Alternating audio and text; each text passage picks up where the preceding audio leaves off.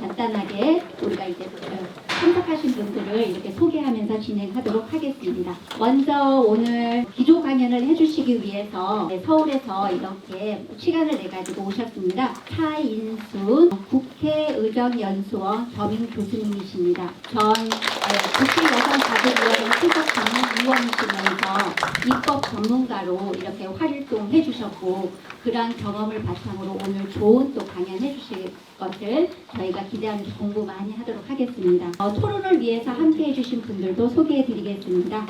김희정 제주여성인력개발센터 관장님 오셨습니다. 배경경 제주대학교 사회학과 교수님 오셨습니다. 그리고 송영신 제주여성인권연대 대표님 오셨습니다. 그리고 오은지 제주도 기자협회 부회장님 오셨습니다. 그리고 전국에서 유일한 우리 제주도의 성평등 여성정책관의 이은영 정책관님 오셨습니다. 정책관님 오늘 뒤에 긴급한 회의가 있어서 좀 늦을 거로 저희들이 저 예견하고 있었거든요. 그런데 시간 맞춰서 오셔서 엄청나게 지금 빠른 걸음을 해서 오신 것 같습니다. 감사드립니다. 그리고 이 자리를 빛내주기 위해서 제주 지역에 여러 이렇게 오셨는데, 먼저 제주특별자치도 의회에서 의원님들 함께 해주셨습니다. 보건복지안전위원회의 이상복 의원님 오셨습니다. 앉아있는 설로 말씀드리겠습니다. 그리고 교육위원회의 고이숙 의원님 오셨습니다. 그리고 문득수 경제위원회의 강성희 의원님. 네, 반갑습니다. 그리고 얼마 전에 이렇게 후보로 이렇게 발표한 강순아 녹색정의당 제주시을 위원장님 오셨습니다. 감사드립니다.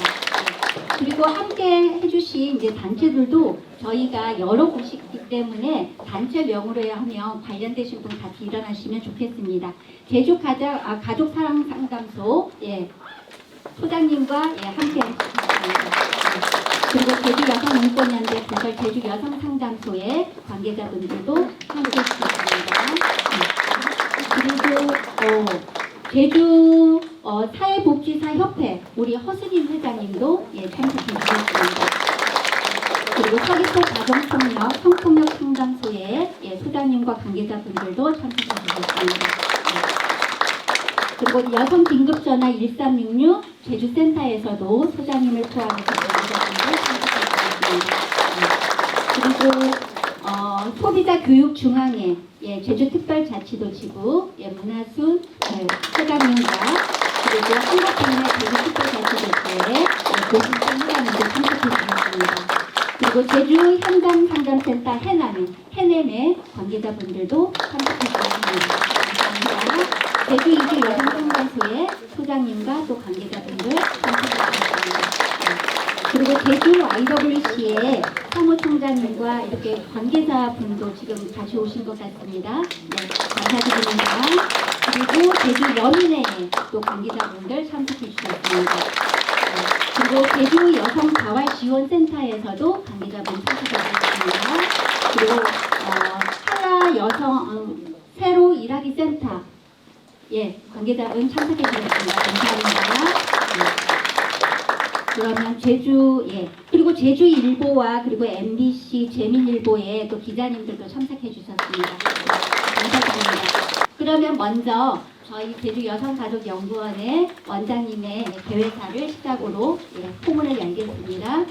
반갑습니다. 여성가족연구원장 문순덕입니다. 아까 우리 정책연구실장이 오늘 참석하신 분들을 소개해 주시는데 너무너무 고맙습니다. 왜냐하면 단체들, 특히 여성 시민단체들이 함께 해주셔서 더 고맙습니다.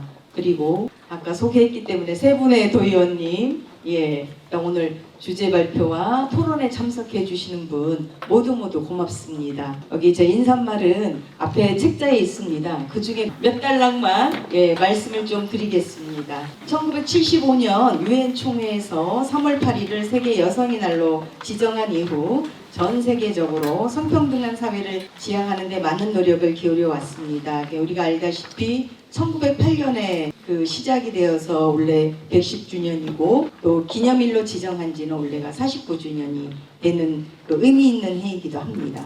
이런 흐름은 제주특별자치도에도 긍정적인 영향을 미쳤으며 제주여성가족연구원에서는 지난 10년간 제주도민이 성평등의식 향상과 여성의 이상 강화에 필요한 정책 연구를 수행해 왔습니다. 제주여성가족연구원에서는 세계 여성의 날 제정 의미를 되짚어보기 위하여 38 제주 여성의 날 기념 제주 지역 성평등 진단과 과제라는 주제로 제1차 여성가족 정책 포럼을 개최하게 되었습니다. 오늘 포럼을 통해 우리 사회가 노동, 폭력과 안전, 돌봄, 언론 등 다양한 영역에서 성평등 진행 정도를 고민하는 시간이 되면 좋겠습니다. 특별히 오늘 바쁘신 일정을 뒤로하고 귀한 시간을 내어 이 자리에 함께해 주신 모든 분들께 깊은 감사를 드립니다. 오늘 포럼에서 제기된 다양한 의견이 도민이 삶 향상에 도움이 되고 제주도가 성평등한 사회로 거듭날 수 있도록 여러분들의 지지를 기대합니다. 고맙습니다. 네, 감사합니다. 그러면 축하의 말씀을 우리 함께 해주신 도의원님들 얘기를 한마디씩 들으면 좋을 것 같습니다. 먼저 이상봉 의원님, 한마디만 해주셔도 됩니다. 네, 우리 사회자님이 한마디 하라고 하니까 한마디 하겠습니다. 이상봉 도의원입니다. 다시 한번 38 세계 여성의 날 기념 제주지역 성평등 진단과 과제를 위해서 토론하기 위해서 내려오신 우리 차인순 이제 주제를 하시는 분들을 비롯해가지고 토론자로 참석하신 분들께 고마운 말씀을 드리고 우리 세 분이 도의원님께서 참석했지만 잘 듣고 잘 뵙고 우리 도 정책에 또 의회에서 성평등한 제주지역 사회 실현을 위해 가지고 노력하겠다는 말씀을 드립니다. 오늘 좋은 시간 되십시오. 고맙습니다. 네, 축하해 주시기 전에 고이스 의원님도 이제 한마디 해주셔야 됩니다. 예, 반갑습니다. 교육위원회 고이수 의원입니다. 38 여성의 날만 다가오면 가슴이 설레고 뜁니다. 무엇을 해야 할까? 그리고 무엇을 또 앞으로 전진하는 우리의 과제는 또 뭘까? 이렇게 저 스스로 고민하는 시간이 38 여성의 날인데 이런 시간을 맞아서 제1회 여성정책 포럼을 열어주신 여성가족연구원 여러분들께 고마운 말씀을 드립니다.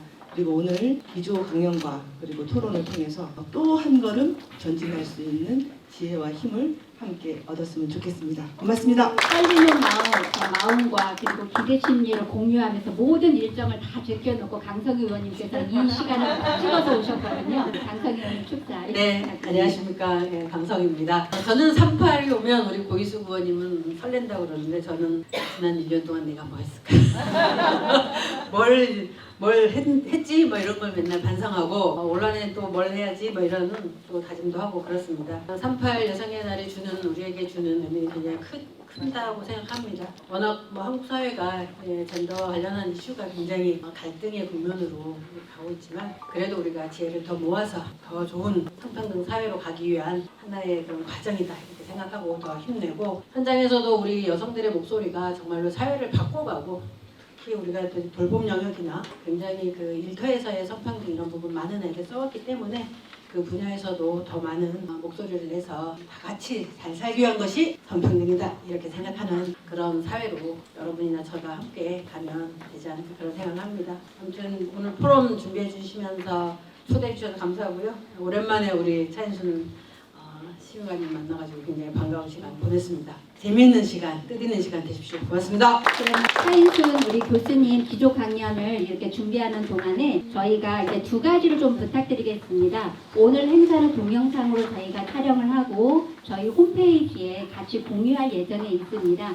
그렇기 때문에 사진 촬영이나 이런 부분들에 대해서 동의를 해주시기 바라고요. 그리고 행사가 마무리되고 나면 저희들이 보다 더 발전할 수 있도록 만족도 조사를 또 실시하고 있습니다. 그런데 기왕이면 조금 만족도 조사를 점수를 좀 높게 주는 것도 좋겠죠.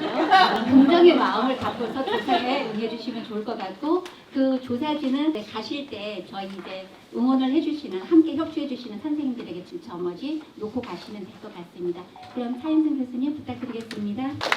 제가 재작년 12월에 우리 기본계획 토론회 때 초청을 해주셔서 그때 한번 말씀을 나눴는데요. 제주도와 같은 우리 성평등 선진 지역과 계속 교감을 하면서 뭔가 더 나은 어떤 성평등 사회의 미래를 이야기를 나눌 수 있게 돼서 굉장히 영광으로 생각을 하고 있습니다. 사실 이제 제 분야가 정책 분야이기 때문에 아름다운 추상적인 어떤 강연의 내용보다는 우리가 앞으로 조금 더 위원님 말씀해 주신 것처럼 한 발 더 나가기 위해서 뭘 하면 좋을까 이런 고민들을 좀 같이 나누는 시간으로 하고자 합니다. 전환의 시대라고 얘기를 합니다. 그래서 다양한 분야의 전환을 얘기를 하겠지만 분명히 뭐가 급격히 바뀌는 시간인 건 맞습니다. 그때 우리가 성평등 과제를 무엇으로 해야 될지에 대해서 조금 더 논의를 해봤으면 좋겠다는 생각이 듭니다. 다 여러분들 아시겠지만 세계 여성의 날은 1998년 2월 18일 날부터 시작이 됐습니다. 그때 미국의 섬유 노동자들이 노동 조건의 개선과 참정권을 위해서 시작을 한 거였죠. 그래서 그 영향이 전 세계로 퍼져서 110년이 지난 한국 사회에도 영향을 미쳤습니다. 그래서 한국 사회에서 18년도에 법 개정을 했고요. 법 개정을 해서 우리도 전 세계 국가들과 전 세계 여성들과 함께 여성의 날을 기념하는 시간을 갖게 됐습니다. 아마 섬유 노동자들이 110년 전에 시위를 할 때는 그것이 대한민국에까지 영향을 미치리라고는 전혀 생각을 못했을 겁니다. 마찬가지로 아마 오늘 이 자리에서 생각 나눔을 하면서 듣는 어떤 새로운 아이디어들이 어떤 추진에 대한 결심들이 앞으로 우리 사회를 그리고 제주도 지역을 크게 변화시킬 수 있지 않을까 그렇게 기대를 해봅니다. 한국의 성평등 수준은 여러분들이 너무 여기 계신 분은 잘 알고 계실 겁니다. 그래서 WEF의 자료를 대표적으로 갖고 왔지만요. 보시다시피 기형적입니다. 한국 여성들이 받고 있는 교육 수준, 능력, 건강 정도 이런 거에 비교해 볼 때 우리의 정치 경제적 수준은 매우 기형적이다. 이 문제를 풀지 않으면 이 문제를 잘 풀지 않으면 빨리 사회가 나아지기가 참 쉽지 않겠다. 이런 이제 고민들이 우리가 크게 가지고 있는 부분이죠. 작년에 나온 리포트입니다. 아마 그래서 익숙하지 않으신 분들도 좀 있을 텐데요. 위에 좀 파란색으로 보이는 부분들은 젠더 편견이 조금 더 좋아지고 성평등 의식이 높아진 케이스들을 설명을 하는 겁니다. 독일을 비롯해서 쭉 있는데 그 밑에 초록색으로 거꾸로 반대 방향으로 나 있는 막대기는 젠더 편견이 더 강화되거나 성평등 의식이 퇴보했다라는 것을 나타내는 그래프입니다. 우리나라는 어떨까요?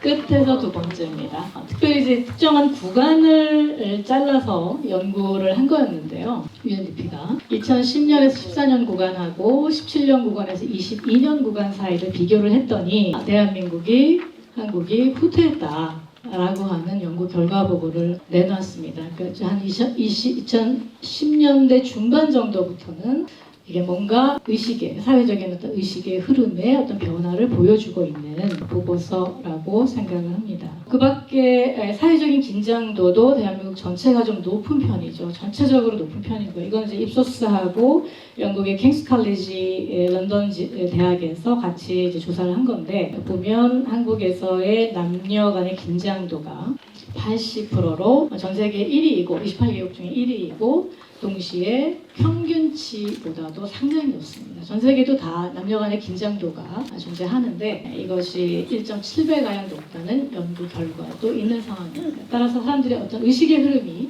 젠더와 관련된 의식의 흐름이 뭔가 좀 평등으로 순차적으로 발전하는 것이 아닌 뭔가의 다른 흐름을 이제 보여주고 있다는 것이 여러 연구에서 짚어지고 있는 부분입니다. 지역을 한번 살펴볼까요? 지역 부분을 국내로 내려와 보면 우리가 오늘 이제 얘기하고 있는 장인, 그러니까 제주 같은 경우에는 2017년부터 성평등 수준에 있어서는 상당히 상위 지역을 보이고 있어서 저도 이제 굉장히 이제 기뻐하는 이제 그런 영역 중에 하나인데, 물론 이제 이 보고서는 이제 전국의 공통으로 광역으로 규정이 되고 있고 지역의 특수성을 반영한 건 아닙니다. 그래서 그런 부분을 좀 감안해서 보더라도 일단 제주가 굉장히 열심히 노력을 해왔다라고 하는 것은 우리가 알 수 있습니다. 근데 다만 성평등 지수 개선 정도라고 하는 표가 있습니다. 이것을 조금 들여다봤더니 최근에, 아주 최근은 아니죠. 통계가 이제 집계되고 분석되는 데는 한 2년 정도 걸리니까 2020년 대비 21년도의 개선 정도를 살펴봤더니 제주 같은 경우에 마이너스 0.8입니다. 그러니까 숫자가 아직 크지는 않지만 뭔가 개선의 동력이 조금 떨어진 거 아니냐라고 하는 어떤 질문들을 하게끔 하는 그런 이제 숫자로 읽혀질 수가 있습니다. 그리고 또 이 보고서의 내용을 들여다보면 제도 같은 경우에 이제 하위 부분에 있어서 이제 안전 문제가 들어가 있는데 사실 이제 잘 알지만 안전의 문제, 폭력으로부터 예방하거나 보호하는 문제는 평등과 불평등 문제와 아주 밀접한 관련이 있습니다. 일반 폭력하고 다른 부분이죠. 그래서 그런 부분에 있어서는 이 부분은 조금 아주 깊게 생각해 봐야 될 부분이 있다라고 하는 부분이고, 그 밖에 점검이 필요한 지표 부분에서도 육아휴직 부분이 조금 이제 언급이 많이 됩니다. 그래서 이 부분은 우리 일가정 양립이나 돌봄에 있어서 매우 중요한 의제 중에 하나인데 이 부분도 좀 잘 들여다볼 필요가 있다라고 하는 부분으로 전체적으로 좀 국내외 어떤 성평등 수준이 좀 나타난다라고 볼 수 있습니다. 근데 이런 상황에서 다시 우리는 이제 굉장히 급변하는 정책 환경의 변화의 모습들하고 만나게 되는데요. 사실 그 부분은 일종의 새로운 과제들을 요구하는 부분이 됩니다. 윤정구 교수 같은 경우에는 지금과 같은 이제 초연결 디지털 시대를 미국화 시대라고 이제 비유적으로 설명을 하시는데요. 폭발적이고 불확실하고 복잡하고 애매모호하다. 한마디로 되게 이제 불안정하다는 거죠. 이런 시대를 우리가 살아가게 됐다는 거고, 특별히 이제 관련해서는 이제 플랫폼 노동들이 계속 확대되어져 나가면서 불완전 노동, 그러니까 프레카리아트라고 이제 비유적으로 표현하긴 하는데 프레카리아트 형태의 노동들이 많이 나타나기 시작을 하고, 특히 이것이 청년의 삶을 지배할 경우에는 상당히 문제적이다라고 하는 지적도 나오기 시작을 합니다. 실제로 이제 권현지 교수가 본 통계에서는 지난 10년간 인노동이 증가했는데 증가한 것의 60%는 사실은 대부분 시간제다. 이 시간제 노동이라고 하는 문제를 좀 들여다볼 필요가 있다라는 이야기도 추가적으로 이제 살펴볼 필요가 있다고 봅니다. 그 밖에 뭐 기후위기라고 하는 환경 자체가 이미 우리한테는 굉장히 불안한, 그리고 실질적인 어떤 재난의 요소로 다가오기도 하죠. 두 번째로 살펴볼 정책 환경의 큰 변화는 이미 이제 우리가 다 잘 알고 계시지만 돌봄 정책의 전면화가 요구되는 시기라는 겁니다. 이 부분은 더 이상 뭐 퇴로가 없는 것 같습니다.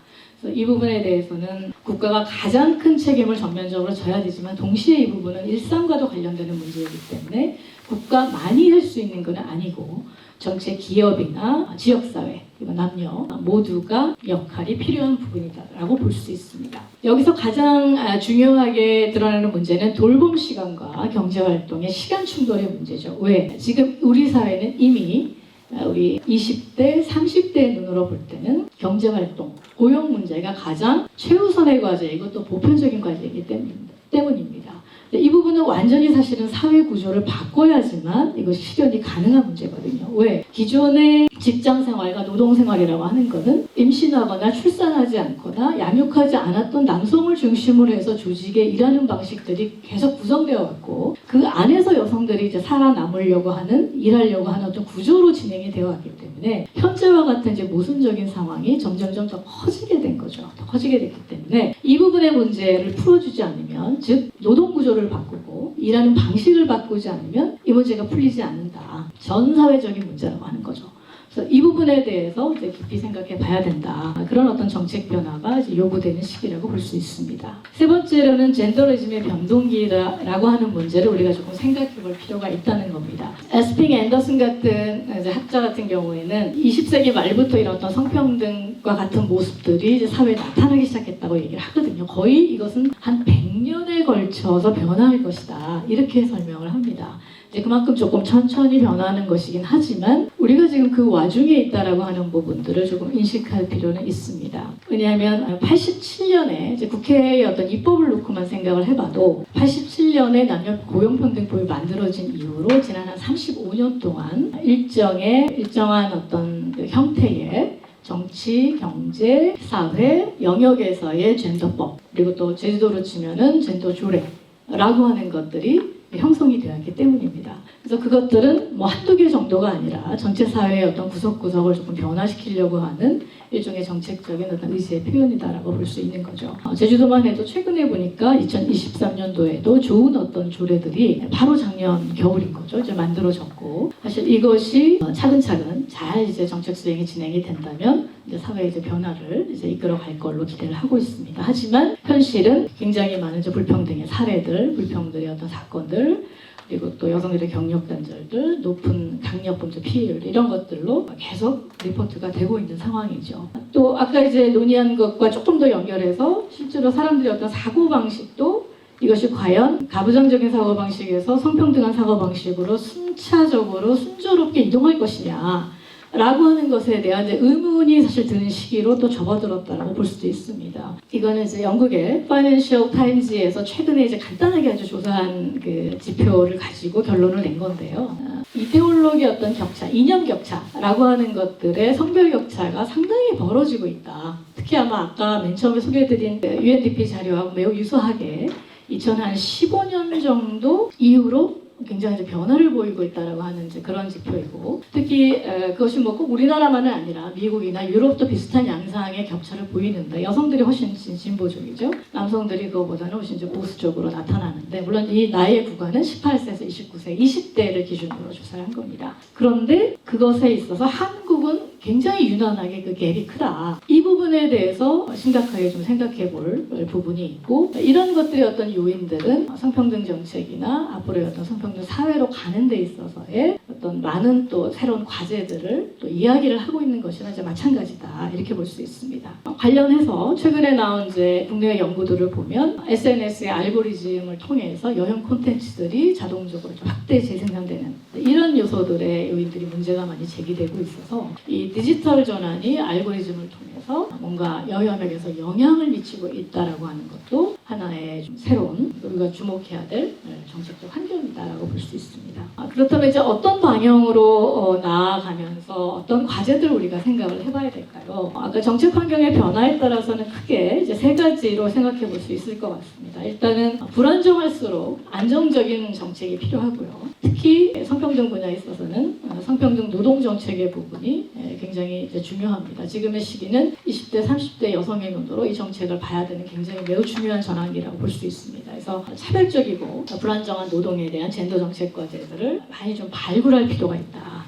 발굴해서 일하는 것에 있어서의 본인의 어떤 기회와 실현의 문제를 국가가, 정부가 혹은 지역이 충분히 이것을 이제 보장을 해줄 필요가 있는 이제 기본적인 부분이 있는 거고요. 전면적인 돌봄 정책은 네 가지 축을 잘 세워야 된다고 생각을 합니다. 돌봄 시간이 보장이 돼야 되고, 양질의 서비스가 나와야 되고, 또 비용 지원이 시작이 돼야 되고, 많아야 되고, 돌봄 참여 부분이 성평등해야 된다는 겁니다. 우리가 하나하나씩은 다 알고 있지만 이 네 개의 축이 제대로 세워지고 같이 가져야 된다 라고 하는 생각들을 전체 어떤 정책의 그림에서는 좀 가질 필요가 있습니다.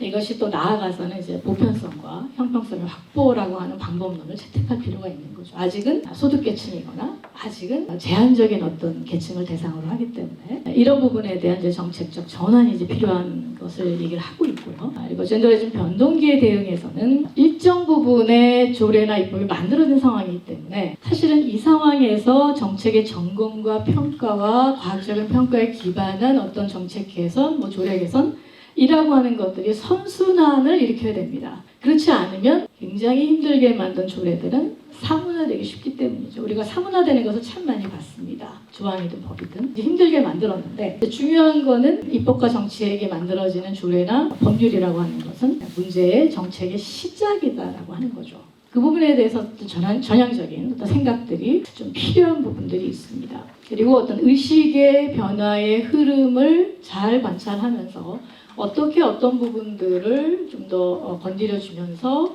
내용들을 우리가 토론들을 해나가는 교육의 어떤 내실화 과제 이런 것도 여전히 과제다라고 볼 수 있는 겁니다. 아쉽게도 21대 국회는 너무나 중요한 젠더 과제들을 많이 남겼습니다. 굵직굵직한 우리 사회 성평등 사회로 가기 위해서는 관계들을 변화시킬 수 있는 비전을 변화시킬 수 있는 중요한 법안들이 제안되거나 혹은 첨언되기도 했는데 사실 이런 부분들을 21대 국회가 감당하지는 못했던 것 같습니다. 그리고 총선이 끝나고 4월과 5월 사이에 한 달 정도의 논의 기간이 있긴 하겠지만 조금 개인적인 전망으로는 어렵지 않을까 이렇게 생각이 듭니다. 양육비 대지급 정도만 조금 합의가 가능할 것 같고 나머지 부분은 다음 국회로 이제 넘겨야 되는 상황인데요. 어쨌든 전체의 국가는 이렇다 치더라도 우리 제주 지역에서는 어떤 부분을 더 고민했으면 좋겠냐라고 하는 부분에 대해서 같이 좀 생각을 해봤으면 하는데요. 물론 저는 이제 사정을 정확히 알지는 못합니다. 그러니까 일반론적으로 그러니까 제3 제3자가 이제 지켜보는 관점에서 말씀을 조금 나누고자 합니다. 일단 이제 노동과 기업 부분인데요. 노동과 기업 부분에서는 아까도 말씀을 드렸지만 노동 일자리 일터에서의 성평등 문제라고 하는 것들에 대한 확신과 신뢰라고 하는 것들을 계속 좀 보장이 될 필요가 있습니다. 근데 우리는 이제 굉장히 불안정하고 또 개인이 감당해야 되는 일로 되어 있는 거죠. 특히 지금 뭐 노동위원회법을 통해서 충분히 진정구제를 할 수 있다 이렇게 얘기는 하지만 그것도 역시 이제 개인이 감당하기는 어렵습니다. 그러니까 지지해주고 노동하는 사람의 입장에서는 어떤 시민사회 기능이 필요한데 다 아시다시피 지금 이제 관련된 예산들이 전액이 삭감이 된 상태입니다. 그래서 지난해 말에 성인지 예산서를 봤더니 이게 한 연간 12,000명 정도를 상담을 하면서 진정과 구제를 해줬던 사업인데 이거를 시민사회를 더 지원하는 방식으로 일을 하지 않고 노동지청에서 지원하는 방식으로 일을 하겠다라고 바꾸면서 한 1,800명 정도로 85%를 잘라버렸습니다. 지금 시대적인 요구가 굉장히 거꾸로 가고 있는 거죠. 그래서 이 문제가 사실은 좀 전체적으로 전사회적으로 좀 아젠다가 되어 있는 부분인데요. 이런 부분에 대해서 제주도는 어떻게 하면 좋을까? 이런 고민들이 사실은 좀 들었습니다. 그래서 저건 뭐 개인적인 상상인데 예를 들면 뭐 제주 고용평등지원센터 혹은 뭐 팀 뭐 이런 기능들이 좀 있어서 뭔가 현장에서 특히 이제 불안정 노동 때문에 어려움을 겪고 있는 여러 그룹들의 이런 문제들을 조금 더 잘 도와줄 수 있는 뭔가 이제 구조적 메커니즘을 좀 가졌으면 좋겠다. 라고 하는 생각들을 이제 이번 준비를 하면서 해보게 됐습니다. 그리고 기업의 ESG나 민간 분야의 성별 임금 격차 축소 부분은 이제 조례가 작년 겨울에 만들어졌기 때문에 거기에 대해서는 충분히 이제 정책적으로 준비를 하실 거라고 기대를 하고 있습니다. 실제로 이 불안정 노동에 대해서는 우리가 좀 더 깊이 생각해 봐야 되겠다라고 하는 것에 대한 뉴스 보도가 있었습니다. 노동시장에서 밀려나가는 2030 여성들의 어떤 그런 그 경향성과 비율이 사실 자살률의 증가하고도 관계가 있더라라고 하는 연구 보고가 나왔습니다. 그러니까 실제로 지금은 저출생 문제 때문에 돌봄에만 사실은 굉장히 전 사회가 집중하고 있는 듯한 모습을 보이지만 보이지 않게 이 취업과 일자리의 문제 때문에 굉장히 많은 고민을 하고 있는 이제 젊은 세대들이 있고 특히 상대적으로 여성 청년들이 더 많은 이제 어려움을 겪고 있다라고 하는 리포트거든요. 그래서 이런 부분에 대해서 우리가 한번 좀 천착해 볼 필요가 있지 않냐, 뭐 이런 생각이 듭니다.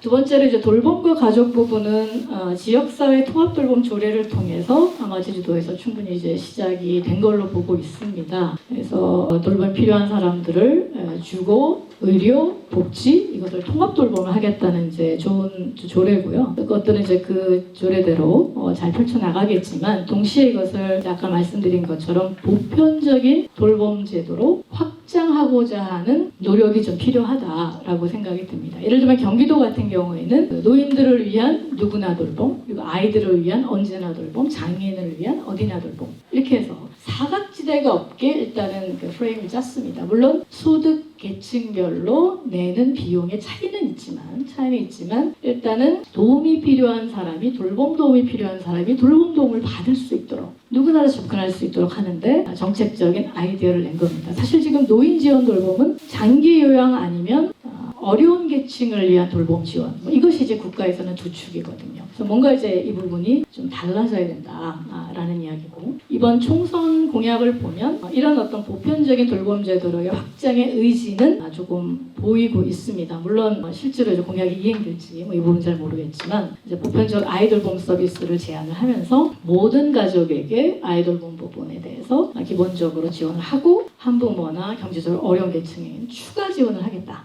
이런 식의 공약이 나오기도 하고요. 또 간병비도 이제 개인이 감당하던 거를 급여화 해보겠다. 이런 이제 제안들이 나오고 있는 상황이라 전체적인 커다란 방향은 보편 돌봄 제도로 일단 가고 있다. 이런 것들에 대한 예를 살펴볼 수 있을 것 같습니다. 그리고 세 번째로 이제 대한가족과 관련된 이제 돌봄 부분인데 현실적으로 이것을 종교적인 논쟁을 전 더 이상 해서는 안 된다고 생각합니다. 왜냐하면 1인 가구가 엄청나게 증가하게 됨에 따라서 실제로 가족이 있다고 하더라도 가족이 뭐 외국에 나가 살거나 아니면 먼 거리에 있거나 혹은 도울 수 없는 가족도 있습니다. 본인이 아플 수도 있고 이럴 경우에 뭔가의 서포트 시스템이 필요한데 모든 국가가 개인의 일상을 다 돌볼 수는 없습니다. 물론 국가가 가장 기본적인 책임을 져야 되지만 그렇기 때문에 뭔가 공동체적으로 혹은 친밀한 관계에서 돌볼 수 있는 어떤 공인된 네트워크 라고 하는 것들이 좀 우리 사회에 필요한 게 아니냐. 개인화되면 개인화될수록 사실은 그런 어떤 돌봄 관계를 뭔가 좀 합리적으로 제도화하는 부분에 대해서도 새롭게 좀 고민을 해볼 필요가 있다라고 생각을 합니다. 예를 들면 외국 같은 경우에는 우리가 이제 병원 가면 보호자를 필요로 하잖아요. 보호자를 필요로 하는데 그 보호자는 꼭 자기 가족이어야 됩니다. 그 가족이 사인하지 않으면 이 사람은 입원하거나 혹은 뭐 수술을 받거나 이럴 수가 이제 없는 거죠. 근데 이런 부분이 사실 현실적으로 가능하지 않은 사회로서 가는 겁니다. 그렇기 때문에 외국의 사례는 이제 내가 어떤 A라는 사람을 나의 친밀한 관계로 지정을 하고 그것이 사회적으로 공인이 되고 그런 관계면 그 사람이 나의 어떤 수술이나 입원이나 이런 것에 사인을 해주는 것에 대해서 사회적으로 오케이가 되는 뭐 이런 식의 꼭 법을 개정하지 않아도 사회적으로 뭔가 돌봄 체계들을 만들어주는 이런 제도적인 변화를 이미 이제 겪고 있는 나라들이 있거든요. 그래서 이런 부분도 이제 우리 사회도 고민할 때가 됐다라는 거고 1인 가구는 뭐 35% 조금 있으면 뭐 40% 막 넘어갈 겁니다. 그래서 이런 부분에 대한 정책적 고민이 필요하고요. 젠더 폭력 방지 부분은 뭐 너무나 이제 잘 알고 있는 부분이지만 실제로 교육과 관련된 부분에서는 새롭게 좀 이렇게 변화가 요구되어지는 영역이기도 합니다. 그래서 이 부분은 굉장히 많은 이제 법 개정들이 있어가지고 가정폭력, 성폭력에서부터 시작을 해서 최근에는 스토킹과 인신매매까지 지금 모든 여성 혐오 범죄를 제외하고는 일단 우리가 파악할 수 있는 여성 폭력과 관련된 문제들은 거의 이제 법률적으로 조금 유형화를 한 뭐 그런 단계라고도 볼 수 있습니다. 그래서 일단 다 이제 빨리 많은 공감대를 얻어서 빨리 이제 성폭력, 젠더 폭력 방지와 관련된 법률들이 만들어진 거는 좋은데 문제는 이것을 현장에서 잘 감당하게 하려면 어떻게 해야 되느냐. 라고 하는 문제가 남아있는 겁니다. 빠른 법 개정은 한편으로는 좋지만 한편으로는 이제 그런 문제와 과제들을 새롭게 이제 안게 되는 겁니다. 근데 이제 정부는 이제 최근에 이제 이런 것을 이제 여성폭력 통합 상담소를 이제 만들어 가는 방향으로 이제 이런 것들을 생각을 하고 있는데요. 저는 그 부분에 대해서는 생각이 조금 다릅니다. 왜냐하면 굉장히 현장에 오랫동안 뿌리를 두고 이 현장에서 각종 여성폭력 지원을 해왔던 부분은 고유의 전문성과 고유성들이 있는 상황에서 갑자기 어떤 다른 새로운 여성폭력과 통합해서 이거를 통합적인 어떤 형태로 지원해내라 라고 하는 것은 상당히 이제 무리가 좀 있는 이야기다라고 생각을 하고 오히려 이제 디지털을 포함을 해서 각종 복합적, 중층적 범죄 피해들을 지원하고 그것들로부터 어떤 이제 구제 절차를 만들어 나가는 과정에 대해서는 그 역량을 구축하기 위한 중간 조직이 저는 필요하다라고 생각하는 겁니다. 그렇기 때문에 예를 들면 저것도 이제 상상을 해본 겁니다. 제주 여성 인권지원센터가 있으면 어떨까? 그래서 이런 것들에 대한 것들을 연결시켜주기도 하고 통합해내기도 하고 복합적인 것들에 대한 내용들을 정리해 나가기도 하고 거꾸로 이제 그런 차원에서 뭐 슈퍼바이징도 하고 특히 디지털 변화는 앞으로 AI랑 결합하면서 무한대로 성범죄를 사실은 양상시킬 거기 때문에 이 부분에 대해서 관련 인력을 구축해내는 것도 되게 중요한 부분이고 이거 사이버 경찰만 가지고 안 되는 문제이기 때문입니다. 그래서 이런 부분들을 좀 이렇게 통합적으로 이끌어 나갈 중간 조직에 대해서도 한번 고민을 해보셨으면 좋겠다 이런 제안을 드리고요. 그리고 마지막으로 조직 문화 개선 부분은 우리가 ESG 조례를 만드셨는데 그 중에서 이제 S 부분이 사회적 가치 부분이고 여기서 사회적 가치는 뭘 구현하는 거냐면 다양성, 형평성, 포용성을 조직과 일하는 방식에서 구현을 해내는 겁니다. 그래서 DEI라고 많이들 얘기를 하는데요. 이것을 이제 기존에 우리가 정책적으로 가지고 있었던 고용평등의 가치, 가족 친화의 가치 뭐 이런 부분과 좀 통합적으로 뭔가를 좀 엮어서 그냥 개별적으로 다 하기에는 조금 이제 행정적으로 소모적이니까 통합적으로 엮어서 뭔가 기업의 어떤 변화를 좀 이끌어주는 촉매 정책 이런 것들도 한번 구상을 해보면 좋겠다는 생각이 들고 혐오 범죄에 의한 그러니까 법률로 우리가 되어 있지는 않지만 대법원 양형위원회에서는 이제 혐오성이 짙다라고 했을 때는 형량을 이제 가중하는 단계로까지는 갔습니다. 그 정도까지 이제 갔는데요. 그런 부분에 대해서는 우리가 좀 다양성 교육이 굉장히 필요한 시기다. 근데 이 다양성 교육은 성별, 인종, 연령, 뭐 지역, 뭐 이주 이런 걸 다 그냥 쪼개서 다 하나하나를 교육한다라고 하는 것의 의미가 아니라 실제로 이런 것들이 개인의 어떤 성별과 여성의 성별과 남성의 성별과 어떻게 교차하느냐 라고 하는 것들을 충분히 좀 이렇게 컨텐츠로 구성을 해서 우리가 좀 종합적으로 사고할 수 있게끔 교육 내용들이 좀 구성이 되면 앞으로 조금 더 미래지향적이지 않겠나 뭐 이렇게 생각을 해봅니다. 아마 이제 앞으로 패널 분들께서 이제 발표하실 내용들은 훨씬 더 이제 구체적이고 또 필요한 내용들로 제기가 되실 거라고 생각을 하면서 저는 지금 이제 우리 정부와 사회가 성평등 정책을 굉장히 작고 별로 이제 중요하지 않게 생각하는 어떤 하나의 흐름으로 가고 있어서 많은 어떤 정책적 의사결정에서 이것이 좀 활발하게 논의가 되지 않는 이제 이런 좀 시기를 지나가고 있는 것 같습니다. 근데 그럼에도 불구하고 결국 이제 앞으로 전환을 해서 가야 될 우리의 세상이 최소한 지속 가능한 사회라면 이것은 이제 성평등 정책과 성평등 사회라는 것을 빼놓고 얘기할 수는 없습니다. 오히려 이 부분에 대한 고려를 적극적으로 할 때 조금 더 빨라질 수 있는 거죠. 조금 더 문제를 조금 더 개선하는데 더 빨라질 수 있다라고 생각을 합니다. 저는 개인적으로 굉장히 지속 가능한 사회에서 성평등 정책은 아주 대표적이고 그리고 상징적인 정책이다 라고 하는 인식이 흔들리면 안 되겠다 라는 생각을 조금 다시 말씀을 드리고 다만 지난 한 세대 동안 만들어 온 건 있습니다. 굉장히 어려운 과정에서 많은 분들이 노력을 해서 정치, 정부 그리고 시민사회 굉장히 많은 분들이 노력을 해서 사실 우리가 만들어 온 부분이 분명히 있다. 근데 그것을 어떻게 더 잘 살려나갈 것이고 또 어떻게 더 치밀하고 섬세한 정책으로 보도할 거냐라고 하는 부분에 대해서는 좀 집중적으로 새로운 여정을 준비할 필요가 있다. 이렇게 말씀을 드립니다. 네, 감사합니다.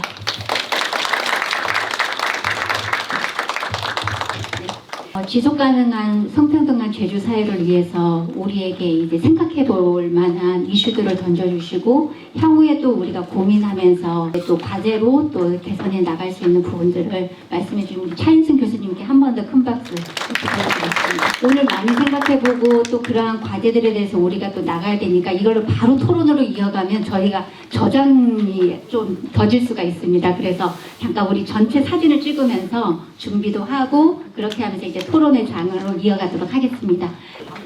그러면 토론은 저희 이제 연구원의 문순덕 원장님께서 좌장으로 진행을 해주실 거고요. 준비하는 동안에 석유 YWC의 고맹수 전 회장님과 이신선 사무총장님 오셨습니다. 네. 서귀포에서 오시느라고 고생하셨습니다.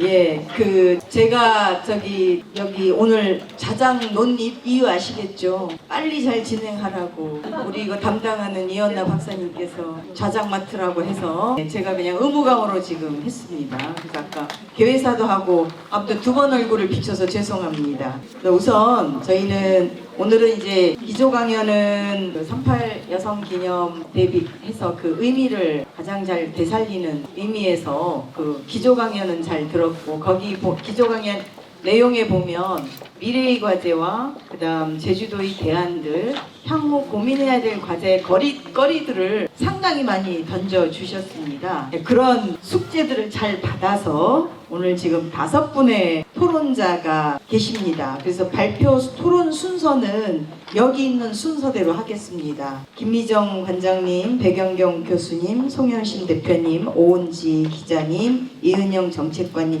이 순서로 할 것이고 그 다음에 각자 하면서 자신을 소개하면서 하십시오. 왜냐면 제가 지금 시간 절약하기 위해서 그렇게 하고 저희 좀 일찍 그 토론 시간은 한 5분 일찍 시작은 됐습니다만은 일정표에 있는 4시 50분까지 가능하면 그 패널 토의를 마치고 플로어에서 의견을 좀 더 받고 마무리하는 순서로 진행을 하겠습니다. 그래서 죄송하지만 1차는 각 토론자분께서 글은 상당히 많이 주셨는데 8분 이내로 일단 해주시고 한숨 돌아서 시간을 좀 더 드리겠습니다. 그러면 김미정 관장님부터 부탁을 드립니다. 네, 안녕하세요. 반갑습니다. 저는 제주 여성인력개발센터의 김희정 관장이라고 합니다. 오늘 이렇게 의미 있고 많은 고민거리가 던져지는 자리에 초대해 주셔서 정말 감사드립니다.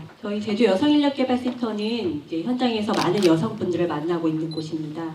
특히 직업능력 개발 훈련, 그리고 취업 지원, 그리고 요즘은 취업을 유지하는 게 정말 중요하다고 해서 경력단절 예방 지원 사업 위주로 많은 일들을 하고 있습니다. 전국 여성 경제활동률이 50% 초반 수준인데 제주도는 거의 70%가 넘는다고 하더라고요. 그래서 다른 센터 관장님이 제주 센터는 할 게 없겠다. 이미 제주도에 많은 분들이 취업을 경력 경제활동을 하기 때문에 그런 말씀을 많이 하세요. 근데 현장에서 저도 느끼고 여러분도 느끼다시피 일자리의 질이 좀 낮다 이런 얘기를 많이 하고 있습니다. 그래서 아직 센터에서 해야 할 일이 많이 있다라고 생각을 하고 열심히 하고 있습니다.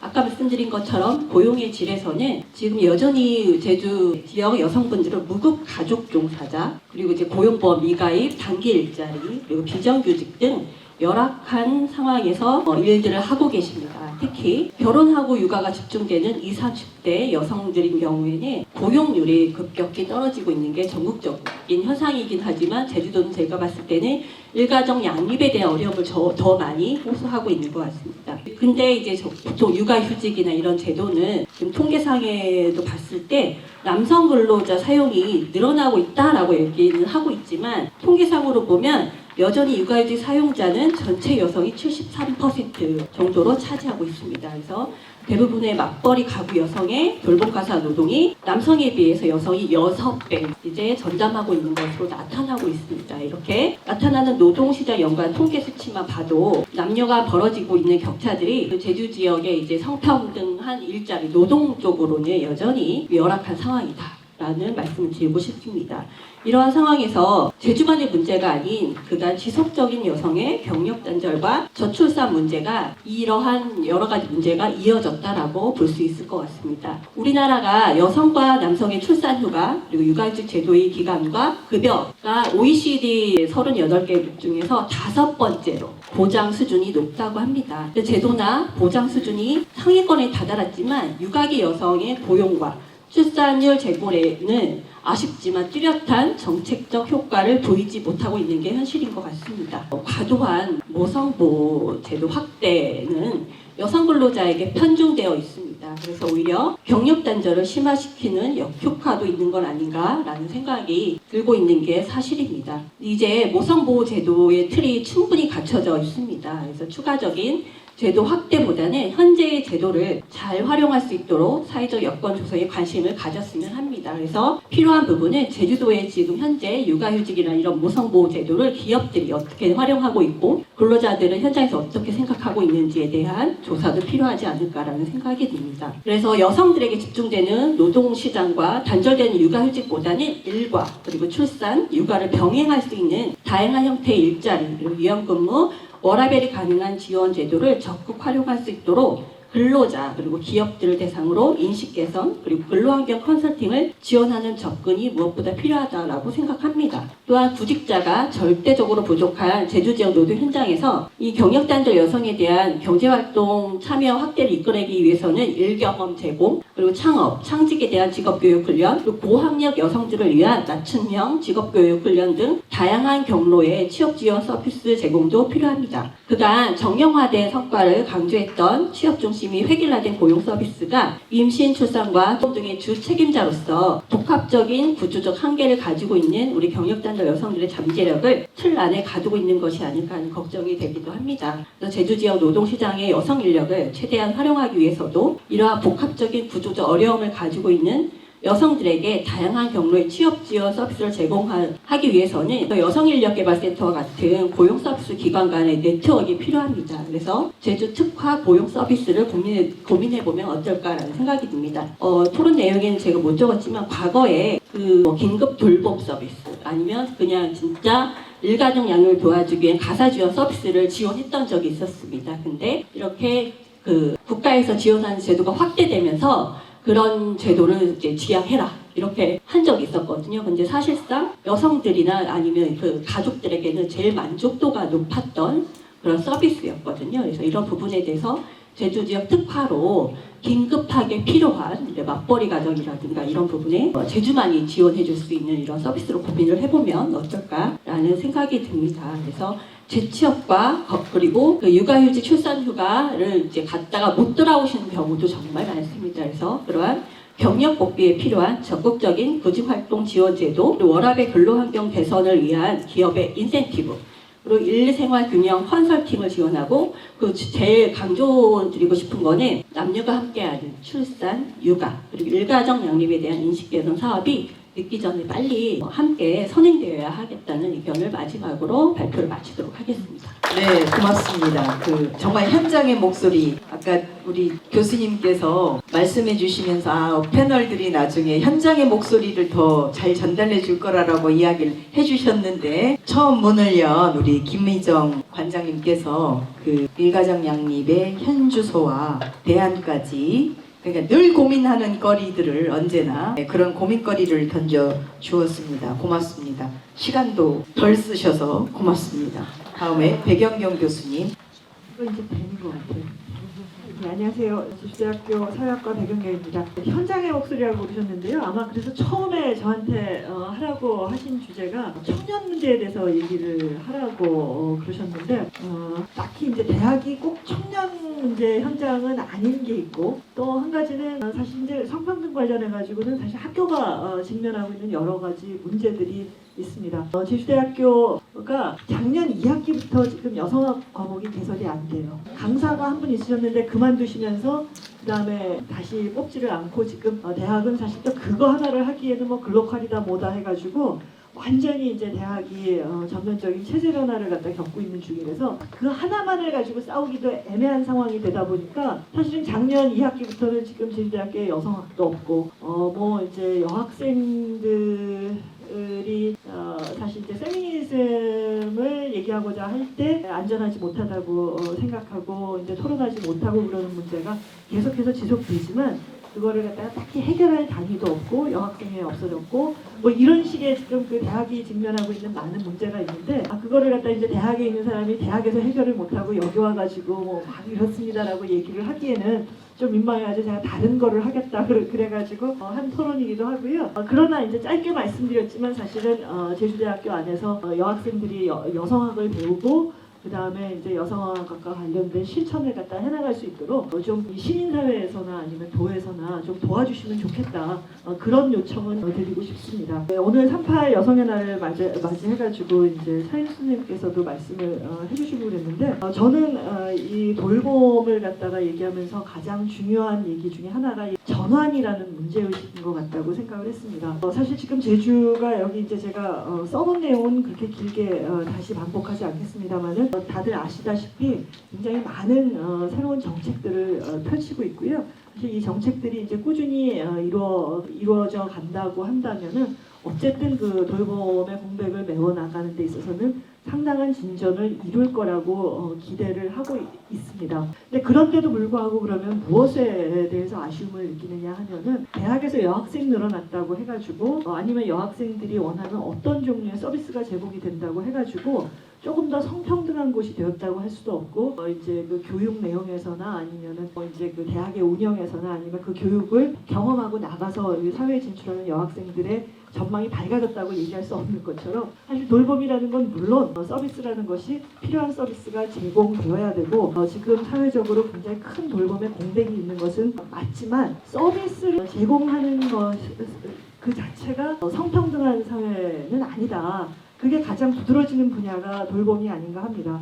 그러니까 사실 돌봄 문제가 제대로 해결이 되기 위해서도 좀 더 성평등한 사회가 될 필요가 있고 해결해 나가다 보면 성평등한 사회가 될 수도 있는 것은 사실인데 그러나 지금같이 어떤 필요한 서비스를 메우는 방식으로만 한다 그러면은 결국은 돌봄과 관련돼 가지고 서비스의 공백도 문제지만 사실 그 돌봄 노동을 누가 떠안는가에서 성별 쏠림 문제가 굉장히 중요하다는 얘기를 했는데 실제로 갑작스럽게 정책을 확대를 하면서 이렇게 공공 영역에서 돌봄을 제공을 하려고 하다 보면 사실 돌봄 노동에 충분한 대가를 지불할 수 없게 되고 그 다음에 그러니까 말하자면 저임금 낮은 일자리로서의 그 돌봄 노동이라는 게 오히려 확대되는 그 현상을 일으키지 더 좋아지지 않는다. 돌봄은 돌봄으로서 존재하는 것이 아니고 아까 이제 뭐 가족과도 연결되어 있고 또 이제 노동시장과도 연결이 되어 있고 사회의 그 여러 분야와 정말로 연결되어 있기 때문에 돌봄이라는 걸 잘하다 보면은 사회가 전환이 될 수도 있지만 전환이라는 문제 없이 의식 없이는 제대로 갈 수 없는 것이 돌봄 정책이라고 생각을 했고요.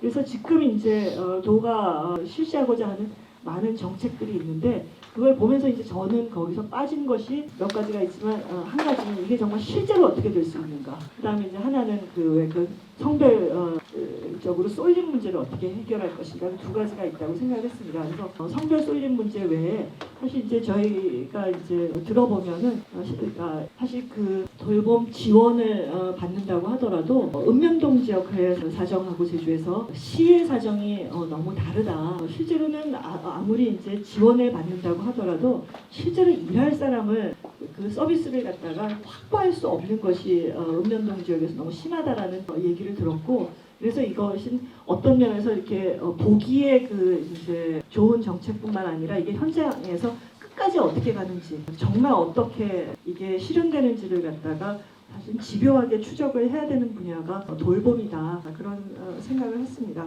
그래서 그런 문제들이 해결되지 않는다 그러면은 사실은 충분하지 않다, 그런 말씀을 드리고 싶었고요. 그 다음에 사실 돌봄을 더 중요하게 가져가려고 하면은 저는 한국 사회에서 가장 큰 걸림돌이 되는 거는 돌봄 문제에 대한 이렇게 그 무지 아니면은 이제 소극적 태도도 있지만 실제로는 장시간 노동이 너무 크다. 그래서 사실 그 왜 노동 시간을 갖다가 어떻게 보면은 전체적으로 이제 감축해 갈 것이냐, 그 다음에 일자리를 갖다가 좋은 일자리를 갖다가 만들 수 있는 것이냐, 그 문제가 이제 같이 가야 되는 거기 때문에 돌봄을 갖다가 자꾸 독립적인 영역으로 떼어내서 보기보다는 이 통합 돌봄이라는 게 단순히 돌봄 안에서의 통합뿐만 아니라 사회 다른 정책과의 통합도 중요하다고 생각을 했고, 그렇게 안 하면 이제 외국인 노동자 어떻게 하면 수입해가지고 좀 더 싼 값의 돌봄을 제공할 것이냐, 자꾸 그렇게 가게 되어 있다, 그런 말씀을 드리고 싶었고요. 또 하나 이제 왜 다시 아까 이제 한국 사회를 불안정하게 만드는 그다음에 지금 우리가 이제 돌봄에 대해서 굉장히 관심을 높게 만드는 또 하나의 요인이 이제 생태 위기인 것 같아요. 근데 이제 생태 문제에 있어서 결국은 이제 기후 변화에 따라서 없어지는 일자리도 있고 앞으로 없애야 될 일자리도 있고, 그런데 그런 식으로 이제 없어지는 일자리, 없애야 될 일자리, 아니면 새로 만들어야 될 일자리, 사실 생태계를 갖다 보존하고 가꾸고 그러는 새로운 일자리의 문제에서도 말하자면은 돌봄이 중요하다라는 원칙이 관철될 뿐만 아니라 어떤 그 이 성인지적인 관점, 이것이 계속해가지고 유지될 수 있도록 그런 노력이 필요할 것 같습니다. 그래서 사실은 돌봄이라는 게 단순히 복지의 일환이라고 생각을 하게 되면 결국은 계속 돈 쓰는 분야로만 인지가 되게 되고, 그러다 보면은 어쨌든 이 돌봄이 이루어지기 위해서라도 새로운 종류의 산업, 성장 이런 거를 추구하게 되어 있는데, 돌봄 사회로의 전환이라는 거는 그런 식의 그 과거식의 그 성장, 특히 이제 화석연료를 많이 사용해가지고 기후 위기를 갖다가 가속화할 수 있는 그런 종류의 성장과는 일정한 거리를 두는 것이고, 조금 더 이제 환경과 이제 평화라는 가치를 갖다가 존중하는 사회 속에서 이루어져야 되기 때문에 그런 면에서는 돌봄이라는 거야말로 조금 더 이제 통합적으로 평가되어야 되는 것이 아닌가, 그렇게 말씀을 드렸고요.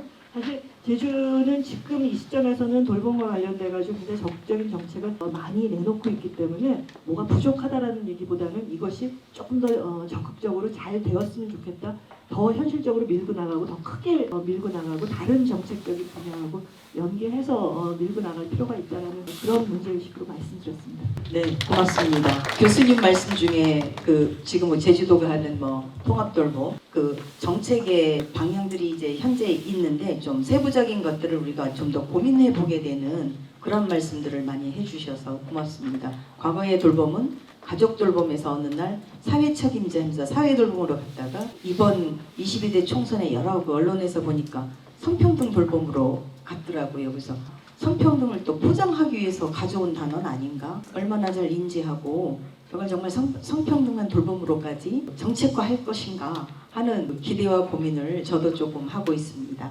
아무튼 고맙습니다. 세 번째 송영신 대표님. 들리나요? 네. 제주여성인권연대 성영심이라 하고요. 제가 속해 있는 단체는 제주 지역에서 젠더폭력 중심으로 피해자를 직접 지원하고 있습니다. 성폭력하고 성매매 피해자를 지원하고 있고요. 또 제가 또 그 성매매 피해자 지원하고 있는 상담소에서도 일을 하고 있습니다. 그래서 아마 오늘 그 정책 포럼이 있어서 젠더폭력 관련해서 현장의 목소리를 좀 듣고 싶었던 것 같아요. 그래서 저한테 이런 주제를 주시지 않았나라고 생각하고 그래서 저한테 지금 11분이니까 저한테는 8분의 얘기밖에 없네요. 그래서 짧게 얘기를 하려니 군더더기는 다 빼고요. 직접 들어가겠습니다. 제주 지역의 그 젠더 폭력이라든지 생활 안정과 관련된 수치들은 다 알고 계실 겁니다. 전국을 비교한다고 하면 매우 낮은 수치에 포함하고 있고 성평등이라는 것은 어쨌든 일상에서의 젠더 폭력으로부터 안전해야만이 이루어질 수 있는 거라고 생각합니다. 그래서 현장에서 고민해봤던 젠더 폭력과 관련된 성평등 진단이랑 과제를 좀 얘기해드리고 싶은데요. 한 4개 정도 갖고 왔어요. 첫 번째로 디지털 성범죄와 관련해서 안전한 사회 조성을 위해서는 지금 현재 지원하고 있는 체계라든지 그거를 해결하기 위해서 성평등에 대한 의무화된 교육도 필요할 것이고 지원 체계도 강화도 필요하겠다라는 생각에서 갖고 왔습니다. 아시겠지만 최근에 제주 지역에서 교내에 그 불법 촬영과 관련된 문제가 심각했고 한두 건이 아니었죠. 그 과정에서 피해자에 대한 지원이라든지 문제 해결하는 과정에서 문제가 되게 많았습니다. 근데 디지털 성범죄라는 게 갖고 있는 특성이 뭐냐면 익명성이 있기 때문에 그리고 또 피해와 가해자가 거의 비슷한 연령대입니다. 10대라는 것에서 있어서 범죄라고 생각하지 못하는 지점이 있고 또 젠더 폭력에서 좀 특이한 게 뭐냐면 이 디지털 성범죄는 그 여성가족 연구원에 조사한 내용을 보면은 남녀 성별이 있어서 다른 젠더 폭력보다 남성의 피해자율이 높습니다. 그 말은 뭐냐면 전방위적으로 디지털 성범죄의 피해자가 되고 있다 또는 가해자가 되고 있다 자신도 모르는 상황에서 있다라고 할 수 있겠습니다.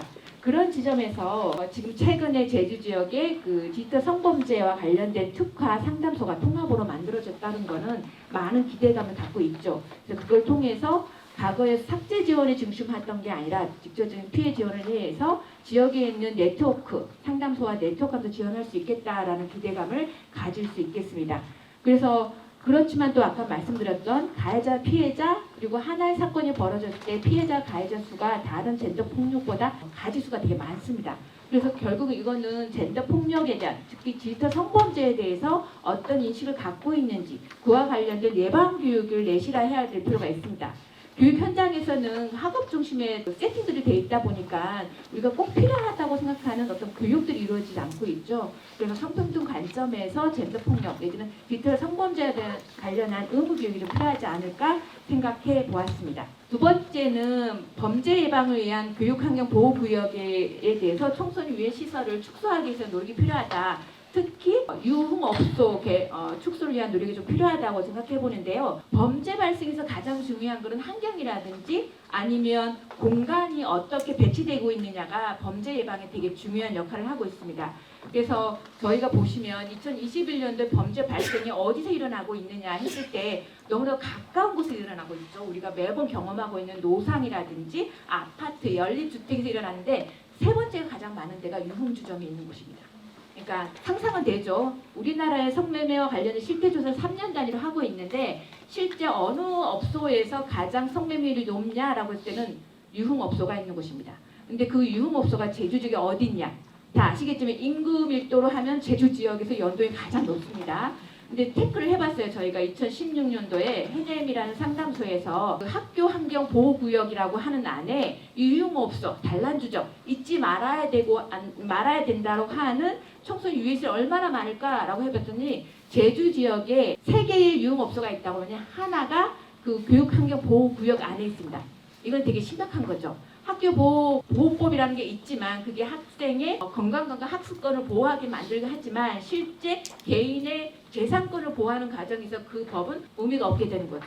이제 그래서 저희가 생각했던 건 뭐냐면 그렇다고 하면 그 재산권도 보호해야 되겠지만 그 관련 법률이 제대로 실효성 있게 작동을 하려고 하면 해당 지역에서 그러니까 학교 보호구역 안에서 성매매 알선으로 기소되어 처벌되었다고 하면 동종업자가 다시 그 건물에 들어오지 못하도록 하는 정책이 내지는 조례가 필요하지 않을까. 그런 노력이 있어야 최소한 전국에서 인구들이 가장 많다라고 하는 그 치부에서 벗어나지 않을까라고 생각합니다. 지금 여기 계신 우리 교육위원님도 계시니까 꼼꼼히 확인해 주시고요. 저희가 이 조사를 할 때 뭐냐면 그 학교 운영이 있잖아요. 거기에서 의견을 받고 심의위원회에서 들어가지 말아야 될 그 유흥업소를 들어가도록 승인해 주고 있습니다. 그래서 그런 고민들을 좀 더 고민해 주십사라고 하는 생각이 있습니다. 그리고 세 번째로는 폭력 피해 여성 주거 지원 사업이 지금 현재 하고 있습니다. 근데 그 대상 안에 성매 피해 피해자가 제외되고 있어요. 성매매 피해자도 여성폭력 기본방지법에 의해서 여성폭력 피해자로 명시가 되고 있는데도 성평등이라는 개념 안에서 그 관련 법률이 만들어졌지만 성평등하지 않게 성매매 피해자는 그 주거지원 사업의 대상이 되고 있지 않습니다. 그래서 한 예를 든다고 하면 그 주거지원 사업 중에 그 전국 운영 지침에 따른 것이 이게 쉼터에 퇴소하면 지원금이 있잖아요. 정책 지원금이 있는데 제주 지역은 지역의 예산으로 하고 있어요. 지방비로 예산으로 하고 있거든요. 그런 노력이 있다고 하면 평등하게 성매매 여성에 대해서도 성폭력 피해 여성에 대한 주거지원 사업에 대해서 좀 더 적극적으로 나서 주셔야 하지 않을까 생각해 봅니다. 마지막으로는 이제 저희가 한정에 있다 보니까 가끔 외국인 여성도 지원하고 있습니다. 여기 오시기도 했지만 이주 상담소와 연계해서 지금 외국인 여성을 지원하고 있는데요. 다른 지역과 달리 제주 지역의 문제는 뭐냐면 외국인 신분증이라든지 여권이 있으면 좀 괜찮습니다. 근데 실제 저희 일과 관련돼서 유흥업소에 있다가 저희의 도움을 받는 사람들 경우에는 업주가 그 여권을 압수합니다. 그래서 이 여성이 어느 나라에 누군지를 증명할 수 있는 자료가 하나도 없어요. 그러면 왜 육지라고 하면 버스라도 타서 올라갈 수 있잖아요. 대사관이나 영사관을. 근데 제주 지역은 없어요. 딱 뭐만 있죠? 일본하고 중국만 있습니다. 실제 우리나라로 제주도는 무사증으로 들어올 수 있잖아요. 그 과정에서 베트남이라든지 특정 국가를 말하면 안 되겠죠? 그 외 국가들이 많이 옵니다. 그러다 보니까 그 여성이 내가 어느 나라의 여성이라 증명할 수 있는 걸 아무것도 없어요. 그래서 제주를 벗어날 수가 없습니다. 어떤 방법으로? 그래서 비공식적으로 해당 대사관의 영사에 연락해서 왜냐 비공식일 수밖에 없는 게 무등록 체류자가 되거든요. 미등록 체류자가 되기 때문에 우리나라가 보여줄 수 없어요. 그래서 해당 국가와 샤바샤바가 아니라 소통을 해가지고 제주에 내려서 작업을 합니다. 이거 영상으로 찍고 있죠? 네. 그래서 제주 지역은 다른 지역과 달리 외국인 여성 피해자에 대한 지원 정책이 매뉴얼이 더 빡세게 준비되어야 생각합니다. 죄송해요. 그런 지점에서 저기 현장이 좀 빡센 현장이라서 제가 말도 좀 빡셉니다. AI 제 말을 걸러낼 텐데요. 그래서 그 피해자에 대한 지원 비자를 만들고 있지만 그게 형사 사건을 받고 있는 사람만이 아니라 이런 피해자 지원 기관으로 들어왔을 때 지원받을 수 있도록 하는 어떤 제주만의 그 지원 정책이 필요하지 않을까 생각합니다. 1분만 더 쓸게요. 그 안에 그 외에 또 이 젠더 폭력 관련돼서 다양한 정책들을 개선해야 될 거 있는데 그거는 간단하게 썼기 때문에 자료로 참고해 주시면 되겠습니다. 고맙습니다. 미안해요. 시간 막 쫓기게 해서 이따 몇 분 더 드리겠습니다. 시간 제가 잘 조율해보고. 근데 저는 대표님 말씀하시는 것 중에 그 미등록 체류자 여성, 그 여성의 인권을 어떻게 보호해 줄지 이거는 정말 우리가 고민해야 될 것 같아요. 여기 있는 그 내국인 여성도 그렇지만 그런 문제를 고민하는 분들이 여기 많이 계셔서 나중에 좀 더 힘을 모아 주시기 바랍니다. 네, 그 다음에 오은지 기자님 부탁합니다. 제가 마이크 사용 좀 미숙했습니다. 한라일보 현재 교육문화체육부장을 맡고 있는 오은지 기자입니다. 저는 교기자협회 부회장의 역할로 이 자리에 왔고요. 성평등 키워드로 살펴본 이 보도 현황과 가래라는 제목을 달고 왔는데 앞에서 많은 일부의 기사 현황에 대한 것도 같이 이렇게 섞어서 얘기해 주셨기 때문에 제가 지금까지의 기사 현황을 분석하는 건 아니고요.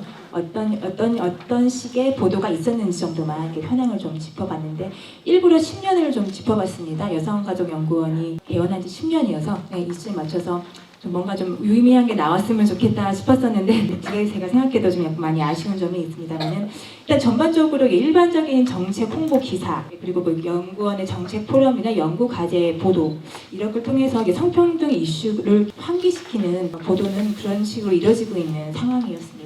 그래서 이제 이 정도로 이렇게 현황은 간단하게 정리했기 때문에 넘어가고 시간을 좀 줄이는 차원에서 현재 문제점과 향후 좀 고민해볼 연구 과제에 대해서 좀 얘기를 좀 더 하도록 하겠습니다. 앞에서 다양하고 중요한 미래 과제나 화두 제언들을 내주셨어 왔고요. 개인적으로도 굉장히 좋은 공부가 됐고 이 제언들이 공감대를 얻어서 현실화되는 과정에서 언론이 할 수 있는 역할이 저희들의 역할인 것 같아서 좀 더 고민해 보도록 하겠습니다. 그동안 연구원도 10년 사이에 굉장히 많은 연구를 하셨더라고요. 그럼에도 불구하고 저희에게 향후 연구 과제가 뭐냐 이렇게 좀 머리를 짜내 달라 해서 나름대로 고민도 하고 주변에 약간 의견도 좀 모아보기도 하긴 했습니다. 일단 지금까지 앞서서 현장의 목소리에서 현장에서 여러 가지 제언들을 들어보니까 사실 일부는 예전부터 계속 지적돼 왔던 과제들인 것 같아요. 그러니까 지금도 그 과제가 거론된다는 것 자체가 지금도 좀 많이 성평등이 지금 주류화가 되어 있는지, 그 정책이 얼마나 실효성 있게 도민들에게 다가갔는지에 대한 의문점을 던지는 게 아닌가 그런 생각을 좀 해봤습니다. 그래서 덧붙여서 그 정책과 그 실효성 사이에 대한 고민은 조금 더 연구원과 행정에서 좀 해줬으면 좋겠다는 생각을 좀 했습니다. 그동안에 그 연구원이 제안한 그 연구 결과하고 의견 수렴 과정에서 제시된 그 제언들이 얼마나 수용이 돼서 정책으로 환류되고 있는지, 그 선순환되고 실행력을 높이기 위해서 연구원이 개원 10년이 된 시점에서 한번 재점검하고 다시 재원하고 이렇게 환기시킬 필요가 있지 않을까 그런 생각을 좀 해봤고요. 그리고 그 성별 영양학 컨설팅과 교육이 좀 진행되고 있다고 알고 있습니다. 이게 아마 제도화되는 과정에서 중요한 평가로 알고 있는데 현장에서 굉장히 아직도 어렵다라는 얘기를 하시더라고요. 좀 이 효과성을 좀 높일 수 있는 그런 그 방안가 좀 필요하지 않을까. 그것도 이제 또 필요해 보인다는 생각이 좀 들고, 그리고 조금 이제 불평등에 대한 사례 부분이 아니라 성평등한 직장 분위기나 공동체 돌봄이 잘 이루어지고 있는 그 성과들이 있을 겁니다. 그 사례를 잘 되고 있는 성과들을 좀 사례를 좀 분석을 하고 그게 제주 사회에 어떤 영향을 미쳤는지, 그리고 그거에 대한 그걸 기반으로 구체적인 해결 방안을 좀 제시해 주신다면 오히려 좀 더 와닿지 않을까 그런 생각을 좀 해봤고요. 그리고 최근에 현안들이 있습니다. 돌봄센터도 있고 늘봄학교도 있고, 돌봄 현안을 비롯해서 어린이 청소년 대상 사이버 범죄, 1인 가구, 저출생, 고독사 등등 여러 가지 현안들이 있는데 그런 이슈에 대한 담론의 장을 좀 정기적으로 좀 마련할 필요가 있지 않을까. 그렇게 해서 의견을 다양하게 수렴을 하고, 그리고 그것이 보도로 이어진다면 그거 역시 인식 개선에 큰 영향을 주지 않을까 좀 생각을 해봤고요. 마지막으로 좀 제가 강조하고 싶은 게 있는데 이게 인식 개선을 위한 교육의 중요성입니다. 여기 고희숙 교육위원님도 자리하셨습니다만은 지금 세대별로 맞춤형 하고 있는 걸로 제가 알고도 있고, 그걸 넘어서서 이 학교 교육에 좀 주목을 할 필요가 있다는 생각을 좀 하고 있습니다. 최근에 그 학교 평등 아마 의무화가 되어 있는 걸로 저는 그렇게 알고 있고, 일부에서는 연구 학교가 운영이 되고 있고 연구 결과가 발표도 되고 있는데요. 학생들에게 미친 영향이 굉장히 좀 긍정적으로 다가가는 것도 있더라고요. 나아가서도 가정으로도 옮겨가게 되면은 그 파급 효과가 더 크지 않을까 그런 생각을 하고 있어서 송영식 대표님이 그 내용 중에 그 예방교육의 내실화도 좀 다져야 된다 그런 얘기를 하셨는데 학교 현장과 함께 양성등 평등 교육 프로그램을 개발도 하시고 다각적인 지원 방안을 논의해 주신다면 좋지 않을까. 그리고 이 학교 교육이 이렇게 체계적으로 잘 잡혀서 기반이 된다면 향후에 대학 커리큘럼, 여성학이 없었다는 얘기를 또 처음 들었습니다만 대학 커리큘럼으로 좀 이어지지 그런 선순환 구조가 이어지지 않을까 하는 좀 생각도 좀 해봤습니다. 무엇보다 오늘 의원님들이 자리를 오래 계속 하시길래 좀 굉장히 조금 놀랍기도 했습니다. 이게 아마 좋은 정책으로 이어지지 않을까 하는 기대도 좀 갖고 있습니다. 마치겠습니다.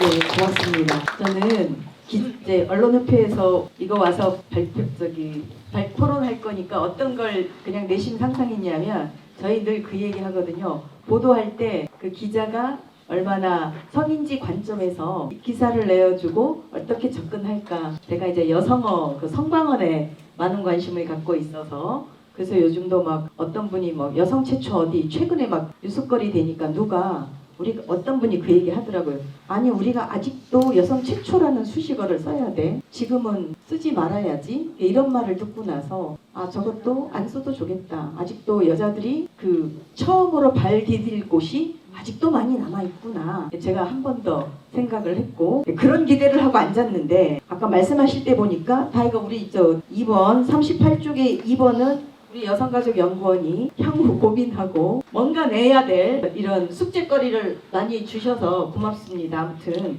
열심히 해보겠습니다. 예, 그 다음에 이은영 정책관님 열심히 이제 성평등을 위해서 일하고 계시는데 예, 말씀 부탁드립니다. 네, 안녕하세요. 저는 성평등 여성정책관 이은영입니다. 다른 분들 이렇게 또 옆으로까지 모시면서까지 하게 돼서 죄송스럽고요. 제가 그래서 죄송한 의미에서 제가 일어서서 하려고 그랬더니 또 앉아서 해도 된다고 특별히 말씀해 주셔서 제가 제주의 봄을 가지고 왔습니다. 봄을 한번 보시면서 제가 발제하겠습니다. 앞서 해주신 많은 분들의 의견 전체가 사실 저희 행정에서 좀 더 많은 고민들을 해야 하는 말씀이라는 생각이 들어서 오늘 이제 이 발제를 들으면서 굉장히 마음이 한편으로 무겁기도 하고 한편으로는 또 더 깊은 고민들을 해갈 수 있는 기회라는 생각이 들어서 우리 차인승 교수님께도 특별히 먼 곳에서 오셔서 많은 이야기들을 해주시고 저희 제주에 더 많은 발전을 위한 시사점들을 남겨주신 점 특별히 감사드립니다. 네, 올해 그래서 저희가 발제할 거는 23년도 지난 한 해 동안 했던 거를 간략하게 살펴보고 올해 24년도에 저희가 성평등 정책을 어떻게 준비해 갈 것인가에 대해서 말씀드리고자 합니다. 우선 작년 한 해는 사실 민선 8기가 들어서서 제주형 양성평등 정책을 실현한 원년이기도 합니다. 그런데 이제 여러 가지 작년 한 해 동안 많은 시도들이 새로운 시도들이 있었고요. 노력도 있었습니다. 그래서 그와 관련되는 성과들을 이렇게 분야별로 좀 정리를 해봤는데 여기서 이제 여성 친화 모델과 관련되는 뭐 여러 노력도 있었고 여기에는 이제 스토킹 피해라든지 새로운 디지털 성범죄 이런 여성 폭력에 대한 대응책도 마련한 점 그리고 여성 경제 활동과 관련돼서 새롭게 지도적인 확대도 하고 또 여성 일자리 협의체도 신설한 점들이 작년에도 새로운 시도였고요. 성평등 문화 확산 분야에서는 공공기관 성평등 협의회도 확대해 갔고 성평등 마을 조성과 같은 제주도가 유일하게 해왔던 것들을 좀 더 강화해가는 노력들이 있었습니다. 아까 우리 백 교수님께서 제주 안에서 여성학이 없어졌다 말씀하셨는데 저희가 어제도 이제 제주 대학교 안에 있는 여교수 협의회 회장님들이랑 좀 만났었어요. 그래서 그러한 문제들도 좀 고민을 하고 20대의 젠더 의식 격차가 심화되고 있는 것에 대해서 어떻게 우리가 무엇을 할 수 있을지 좀 논의를 했다는 말씀을 드리면서 어쨌든 간에 각각의 단위에서 이런 노력들, 현장과의 노력들, 협업의 노력들이 있다라는 말씀을 드립니다. 자, 이 중에서도 제가 가장 자랑하고 싶은 부분은 바로 여기입니다. 성평등 실행력 강화를 위한 노력들이 23년 굉장히 많았다. 저희가 작년에 이제 민선 8기 처음 들어서서 조직 개편이 초에 있었습니다. 그때 성평등 업무가 좀 더 조직이 개편되어져서 확대되어졌죠. 전국에서 유일한 경우였습니다. 그만큼 제주가 성평등 정책을 전면에 내세우고 지속가능한 미래를 위해서 성평등 가치를 지켜가겠다는 노력을 하고 있다라는 말씀을 드리고 제가 성평등 정책관인 저는 도정 모든 회의 그러니까 지사님께서 주재하는 회의에 들어가게 됩니다. 그건 두 가지 의미가 있습니다. 첫 번째, 저희가 하고 있는 모든 성평등 정책을 모든 실국의 실국장님이 계속해서 보게 된다라는 하나의 의미가 있겠죠. 그리고 또 반대로 다른 의미로는 저도 다른 실국에서 하는 것들을 보면서 성인지적인 관점을 어디다 반영할 것인가를 할 수 있다라는 거예요. 기본적으로 이러한 성평등 정책의 실행력을 강화할 수 있는 추진 체계를 강화했다라고 하는 것은 그야말로 앞으로의 더 가능성은 더 높아지고 실제 작년 한 해 동안 저희가 양성평등 기본계획 본격 추진을 하면서 실무적인 선에서 굉장히 이행률이 높아졌다라는 것들이 사실 숫자로 제가 좀 준비를 하긴 했습니다만 실제로 제가 실국장님들을 만나고 각 부서장님들을 만나도 이게 이제 그 피드백으로도 느껴지는 부분들입니다. 그래서 이런 것들은 굉장히 중요하다 이런 말씀을 드리고요. 그런 노력의 결과로 정리가 이제 작년 한 해는 사실 대대적으로 많은 성과들을 거둬냈죠. 정부 안에서는 대통령 기관 표창을 양성평등 분야에서 받았었고 또 실제로 우리 외부 기관인 여성신문사, 여성신문이 이제 여성 정론지로 지금 유일하죠. 외부 위원들로 구성된 분들이 우리 제주도가 정말 노력하고 있다라는 사실상 1등상을 주었습니다. 그런 노력의 결과가 이제 대내적으로 인정을 받고 있다라는 생각이 들고요. 이런 과정에서 아까 이제 성주류화, 내부적으로 얼마나 성주류화를 위한 성 실행력 강화를 하고 있느냐가 이렇게 실무적으로 나타나고 있다라는 말씀을 좀 드립니다. 특히나 이제 아까 우리 차 교수님께서도 여성의 대표성 이제 말씀을 하셨는데 저희 제주의 경우에는 작년 연말 기준으로 여기가 이제 좀 더 개선됐어요. 34%까지 5급 이상 여성 공무원 비율이 늘었습니다. 근데 이제 그것만으로 봐서 이제 도만 봐서는 이제 저희가 1등이긴 했는데 요번에 이제 얼마 전에 또 승진이 있었죠. 그까지 다 감안하니까 34%가 좀 더 넘어서는 것 같아요. 저희가 전체 지자체 차원으로 비교했을 때 여성 비율이 제주가 제일 낮습니다. 그런 것에 대비해 봤을 때 21년부터 지금 현재에 이르기까지 약 10%포인트를 높였다는 점에서는 사실상 굉장히 많이 노력하고 있는 결과다. 이런 좀 긍정적인 평가도 해주셨으면 하는 생각입니다. 그래서 앞으로 더 늘어갈 거고요. 지사님 들어오는 주요 실국장 회의에도 이제 곧 거의 20% 가까운 여성이 배치될 것으로 보입니다. 그래서 여기 이미 이제 우리가 24년 정책 방향을 정함에 있어서 대내외적인 여건은 아까 차 교수님께서 거의 다 말씀을 해주셨어요. 저희도 같은 방향으로 고민을 하고 있다. 한국의 성평등 여건이 워낙에 더 악화되고 있는 현실에서 제주는 오히려 이 성평등 가치를 지켜가겠다는 노력을 하고 있다라는 점을 말씀을 드리고요. 그리고 내부적으로도 우리 도민들은 여전히 성평등을 필요로 한다라는 것들을 감안하면서 그럼 어떤 것들을 요구하고 있냐라고 봤을 때 고용에서의 성차별, 경력단절, 여성폭력 이런 것들을 해소해달라는 요구가 많았고 사실 돌봄의 사회화도 굉장히 요구가 많습니다. 근데 저희 업무를 중심으로 접다 보니까 그런데 그야말로 성평등 의제에서 돌봄은 굉장히 중요한 의제입니다. 다만 여기에 생략됐다는 말씀을 드립니다. 그러므로 저희가 이제 올해 좀 더 포인트 있게 가져가야 할 방향은 도민이 체감하는 성평등 정책들을 만들어 가겠다. 더 구체화해내고 체계화해내겠다라는 게 이번에 방향이고요. 지금의 제주의 노력은 분명 모든 전국에서 주춤하고 있는 우리 성평등 정책에 분명 역사로 남을 노력들이 될 것이라고 믿습니다. 맞나요? 네. 그래서 저희 24년은 정책 방향을 이렇게 정했습니다. 성주류화의 정책 기반 강화뿐만 아니라 성평등 문화 확산을 위해서 노력하겠다라는 거고 4가지 정책 분야에 대해서 4+1 전략을 해보겠다라는 건데 이 4가지 전략은 간략하게 이제 소개를 드릴 거고요. 이것들을 실현해 나가기 위해서는 사실 저희 실국만 잘한다고 되는 것이 아니라는 겁니다. 내부적으로는 실국과의 연대, 협력 필요하고요. 외부적으로는 우리 여가원뿐만 아니라 지금 와 계신 모든 단위의 유관기관들과의 협력 필요하다라는 겁니다. 그래서 저희가 현장에서 느끼실 겁니다. 저희가 지금 막 돌아다니면서 현장을 뵙고 있는데 느끼십니까? 안 느껴지시나요? 어떻게 맞나요? 네, 맞다고 몇 분이 고개를 끄덕여 주셨습니다. 앞으로 더 협력해 나가겠습니다. 이와 관련해서 이제 시간이 많지가 않아서 이 중에 한두 가지만 중요한 것만 핵심만 말씀드리겠습니다. 아까 정책 4가지 분야에 말씀을 드렸는데요. 우선 도정 안에서 성주류화를 안착시키고 강화시키기 위한 노력을 할 것입니다. 네, 여기서 이제 아까 이제 우리 기자님께서 말씀해 주셨죠. 성별영향평가제도에 내실화가 필요하다고 말씀하셨는데 저희도 동의를 하고요. 실제로 이 사업 선정에서의 선정을 얼마나 잘하느냐가 굉장히 중요해요. 성별영향평가 대상이 되는 사업을 어떻게 선정하느냐. 그것은 제가 잘못한 걸까요? 주민에게 파급효과가 큰 사업을 선정하면 할수록 정책 효과가 크게 나타나기 때문입니다. 그렇기 때문에 선정에서부터 잘할 수 있도록 저희가 컨설팅과 모니터링을 훨씬 더 강화했습니다. 그리고 중요한 것은 이 성별 영향 평가의 스케줄 자체를 저희가 4, 5개월을 확 당겼어요. 기존에 지자체들이 6월이나 7월이 돼야 사업의 선정이 이루어졌었는데 그러면 실국에서 실제로 이걸 이행할 수 있는 시간이 연말까지 해봐야 4, 5개월밖에 안 되는 거예요.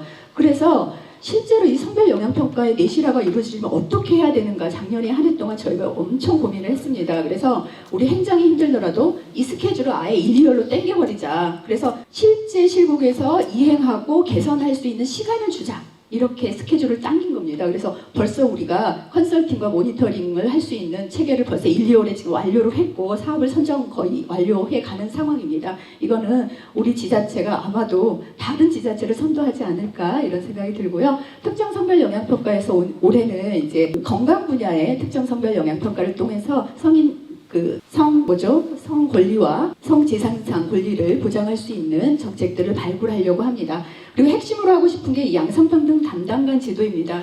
이 양성평등 담당관 제도는 저희 제주가 전국에서 지자체 전역의 모든 부서장을 양성평등 담당관으로 지금 지정하고 있는 유일한 곳입니다. 제주 전역에 다 하고 있거든요. 그래서 이 부분을 더 활성화시키고 발전시킬 수 있도록 이번에 우리 여가원과 함께 연구를 진행을 하고 연구 진행 이후에 발전 방안을 마련해서 도입 확대시킬 수 있는 정책을 만들려고 하고 있습니다. 이것이 이제 성주류화와 관련되는 내부적인 고민이라고 한다면 마을 단위에서의 성평등 문화를 어떻게 확산할까도 굉장히 저희가 중요한 중심축 중에 하나입니다. 그래서 핵심만 말씀드리면 마을 단위에서의 성평등 마을 만들기, 아까 공공기관이 함께하는 성평등 협의회 운영을 강화할 거고요. 또 여기 젠더 거버넌스를 강화하겠다라는 말씀을 드립니다. 아까 우리 발토론에서도 나왔었죠. 젠더 거버넌스 어떻게 강화하느냐는 성평등 정책의 앞으로 발전을 어떻게 이끌어가느냐와 연관이 됩니다. 그래서 올해 우리 여가원과 함께 이 부분을 훨씬 더 강화해 나가겠다는 말씀을 드리고요. 성평등 마을 2019년부터 제주도가 이제 시민사회단체에서 사실 의제가 발굴이 됐던 사안입니다. 그래서 2019년부터 행정에서 받아서 성평등 마을을 조성을 했던 건데요. 지금 12개 시범마을이 운영되고 있고 앞으로 좀 더 확대해 갈 수 있게 하고 그 운영에 있어서도 내실을 기해서 성평등 마을들이 좀 더 체계적으로 운영될 수 있도록 저희가 노력하고자 합니다. 성평등 노동 분야, 사실 이 분야는 앞으로 좀 더 발전해 가야 할 영역입니다. 아직까지는 저희가 이제 작년 한 해 동안 경력단절 예방을 위한 대상자를 확대하고 또 여성 일자리 협의체의 활성화를 위해 제도로 좀 명문화를 시켰고 지원 근거도 좀 마련한 바 있습니다. 이런 것들을 좀 더 강화해 나가겠다는 말씀을 드리고요. 올해의 핵심 사업은 바로 성별 임금격차 개선을 위한 새로운 노력이 시작된다라는 말씀을 드립니다. 우선 공공기관을 대상으로 하는 격차 개선 방안을 마련을 할 거고요. 이제 순차적으로 이것들이 이루어질 수 있도록 해 나갈 예정입니다. 자, 마지막으로 여성이 안심하는 제주를 만들기 위한 노력들도 진행되고 있습니다. 지역 성평등 지수에서의 지표에 한계가 있음을 인정을 하면서도 저희가 그래도 계속해서 고민이 되는 건 여성이 안심하는 그 체감도가 낮다는 겁니다. 그래서 그것들을 어떻게 개선할 건가 계속해서 저희가 노력해 가야 할 부분이라고 생각을 하고요. 특히나 이제 신종 여성 폭력에 대한 예방과 선제적인 대응이 굉장히 중요하다고 봅니다. 올해는 스토킹 피해자에 대한 주거 지원도 하고 있고 디지털 성범죄를 위한 상담소를 새롭게 상설화해서 개소를 했는데요. 이 밖에도 정책적으로 좀 더 보완해 가야 할 부분들은 분명히 있습니다. 예컨대 디지털 성범죄의 유포를 어떻게 좀 더 선제적으로 막아낼 것인가, 사전적으로 모니터링할 것인가, 이런 부분들은 저희가 내부적으로 좀 다른 시도에 가서 좀 정책적인 것들을 배워오려고 지금 준비를 하고 있는 중입니다. 그래서 저희가 고민하는 것은 전체적인 영역에서 이 노동 환경의 성평등 노동 환경의 조성, 여성의 안심 체계, 특히나 신종 폭력에 대한 체계들의 강화, 이 부분들의 정책적인 확대들을 좀 더 고민해 가고 있다라는 점을 다시 한번 말씀을 드립니다. 시간이 제가 조금 넘긴 것 같은데요. 죄송하고요. 어쨌든 성평등 제주를 함께 만들어가는 과정에 사실 여러분도 아시겠지만 그 지자체 장의 의지가 없으면 성평등 의제를 정책에 반영하는 건 참 어렵습니다. 그런데 다행히도 우리 지사님께서 전국에서 유일하게 지금 성평등을 지켜가겠다는 의지를 내세우고 계시고 또 그 추진 체계로 저희 성평등 여성 정책관을 굉장히 잘 밀어주고 계시고 그래서 저희가 열심히 하겠습니다. 그리고 또 중요한 거는 현장에 여러분들이 계시기 때문에 저희가 힘을 받아서 할 수 있다는 말씀을 드리고요. 언제나 우리가 함께 성평등을 함께 이룰 수 있도록 노력해 주실 것을 저희도 노력할 것을 드립니다. 고맙습니다. 네, 이은영 정책관님 할 말은 전달하고 싶은 말은 많은데 시간이 조금밖에 안 돼서 그 달려오시느라고 수고하셨습니다. 여기 장례 정리하는 동안 이제 우리 많은 시민단체와 오늘 발표한 내용, 그 다음에 도정의 정책과 관련해서 아마 궁금한 점들이 있을 것 같습니다. 그래서 자유롭게 어느 분한테 더 질의를 해주실 건지 아니면 자유롭게 의견을 말씀해주시면 고맙겠습니다. 손을 들면 마이크가 그쪽으로 올 겁니다. 의견 지금 다 현장에서 활동하고 계시는 분들이어서 의견은 많을 것 같다라고 저 생각을 하는데 그래서 토론자들 시간 2분씩 다 빼고 지금 나눠드리려고 진행을 했습니다만은 서귀포에서 오신 우리 사무총장님하고 저 뒤에 소장님하고 마이크를 그쪽으로 서귀포 YWCA 이신선입니다. 오늘 그 귀한 강의를 오늘 오다 보니까 잘 못 들어가지고 이 교재에 나온 걸 제가 잘 숙지하도록 하겠고 아까 말씀들 하신 보니까 좋은 주제 강의원 너무 아쉽게 못 들은 부분에 대해서는 아쉽다는 말씀을 전하고 여러 토론자님들이 의미 있는 말씀을 해주셨고 특히 우리 이은영 성평등 정책관님이 제주 도정의 전반적인 내용을 다 말씀해 주셔서 공유하는 시간이 참 되었다라고 생각하고 또 의미 있게 열심히 하신다라는 말씀을 좀 드리면서 저희가 이제 계속 고민을 많이 하고 있는 것 중에 하나였지만 같이 고민을 했던 이 성별 영향 평가를 어떻게 좀 내실화할 것인가 이 계획을 아까 말씀을 해주셨는데 근데 그게 실현되는 게 쉽지가 않은 것 같아요. 기간 조정이라든가 뭐 이런 것들이 쉽지 않아서 요거를 좀 제대로 이렇게 예를 들어서 평소에 우리가 4월에 과제 선정을 하고 뭐 6, 7월에 분석서를 쓰고 7, 8월에 컨설팅을 하고 9월에 예산 반영해서 그 다음에 넘어갔던 것들을 연초해야겠다라고 아까 발표를 하셨는데 그거에 대해서 조금 더 실질적인 그 실행이 될 수 있도록 정책관님이나 성평등 정책관실에서 이거를 왜냐하면 이게 주기가 확 바뀌는 거기 때문에 이게 날처럼 쉬운 게 아닐 거라고 생각이 들어서 그거에 대해서 조금 더 이제 뭐 진행하겠다라는 의지라든가 하고 있다라는 이런 얘기를 좀 듣고 말씀을 듣긴 했는데 그리고 나머지 부분들에 대해서는 오늘 나온 의견들이 그 정책관님 계시니까 이렇게 다 반영할 수 있는 것들을 좀 반영할 수 있으면 좋겠다라는 생각이고 38 여성의 날 바로 전전에 당연 단체가 다 할 일이 많아서 그럴 텐데 이렇게 귀한 그 이제 포럼 자리를 만들어주신 우리 여가원 문순혁 원장님과 또 주제 발표를 하러 멀리서 와주신 우리 차일수 대표님께 감사를 드립니다. 이상입니다. 고맙습니다. 의견은 다 받아 얘기하는 걸로 하겠습니다. 저기 말 안 하면 마이크 한번 경고 또 줄 것 같습니다. 네, 어디 알아서 한번 요거 말씀 좀 해주시면. 예, 안녕하세요. 제주 여민회에서 온 정치기원장 김희승현이라고 합니다. 오늘 정말 너무 감사하고요. 너무 광범위한 내용들을 한꺼번에 그러니까 총괄해서 정리하고 이해할 수 있는 시간이 돼서 오늘 정말 이 자리를 마련해 주시고 함께 해주신 모든 단체나 토론자분들께 정말 감사드립니다. 사실 저는 다른 것보다 일단은 그 성평등한 노동 환경, 특히 성평등한 돌봄 노동 환경이라고 하는 거 관련해서 추가적인 작은 제안을 조금만 더 드리고 싶어서 일어났고요. 일단 제가 그 웹툰을 하나 봤는데 거기서 굉장히 재밌는 사례를 하나 봤어요.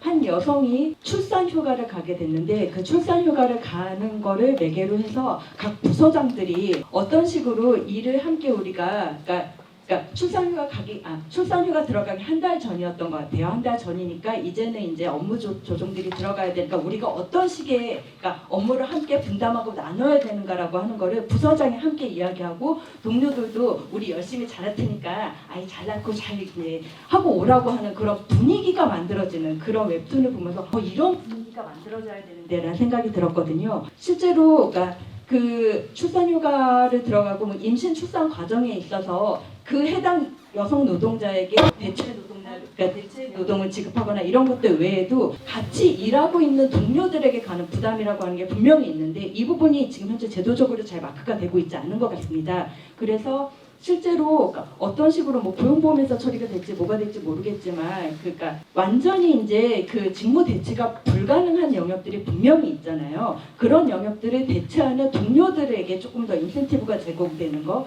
저는 이것도 충분히 제도적으로 좀 마련될 수 있는 여지가 있다는 생각이 들고 그렇게 되면 실제로 그냥 내가 억지로 도와주고 그냥 그 뭐 임신 출산하는 직원들이 오는 거 여성 동료들이 있는데 부담스러운 게 아니라 약간의 인센티브도 되고 좀 이게 마음으로도 그러니까 정말 응원해 줄 수 있는 그런 구조를 만들 수 있지 않을까라고 하는 거를 웹툰을 통해서 아이디어를 하나 얻은 게 있고요.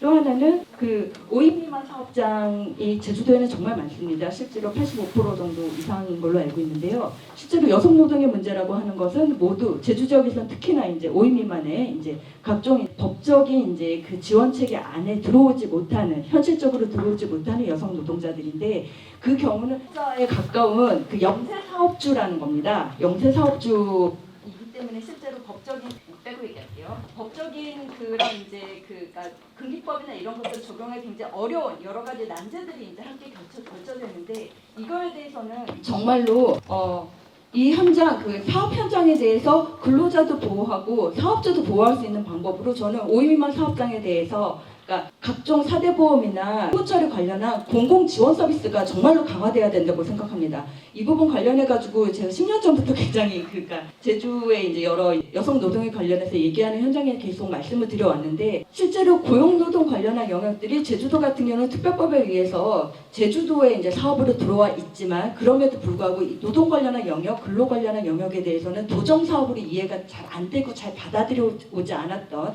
그 과정이 있었고 그러다가 조금씩 그래도 조금 이제 이 그 고용 환경과 관련된 영역들을 이제 도사업으로 좀 받아들여지고 있는 그런 이제 과정으로 온 것 같습니다. 그렇기 때문에 더더욱 지금 실제로 5인 미만 사업장에서 근로자들에게 노동자들에게 뭔가 이렇게 제도적인 이제 법적 장치로서 보험을 이제 가입해주거나 이런 것 등등 하려고 해도 실제 그 세무 처리, 보험 처리 너무 힘듭니다. 행정적으로 이거 5인 미만 사업장에서 그거 인력을 전담할 수 있는 인력 혹은 이제 그거 관련해 가지고 세무 처리나 그러니까 뭐 노무 처리를 시킬 수 있는 그 대행 비용 충분히 나오지 않거든요. 이런 것들을 좀 공공적으로 서비스할 수 있는 그런 제도적인 그러니까 공공 지원 장치가 마련되는 것이 되어야지만 5인 미만 사업주, 영세 사업주와 근로자 모두를 보호할 수 있는 길이 될 것 같아서 이 부분도 조금 더 이제 제주형으로 한번 만들어 보면 어떨까라는 생각이 들고요. 그리고 이거 관련해서 조금 이제 예시로 알 수 있는 거는 경기도에 찾아가는 세무 뭔가 어쨌든 공공 서비스나 이런 것들을 영세 사업자들이 이제 알 수 있게끔 하는 거 직접 찾아가서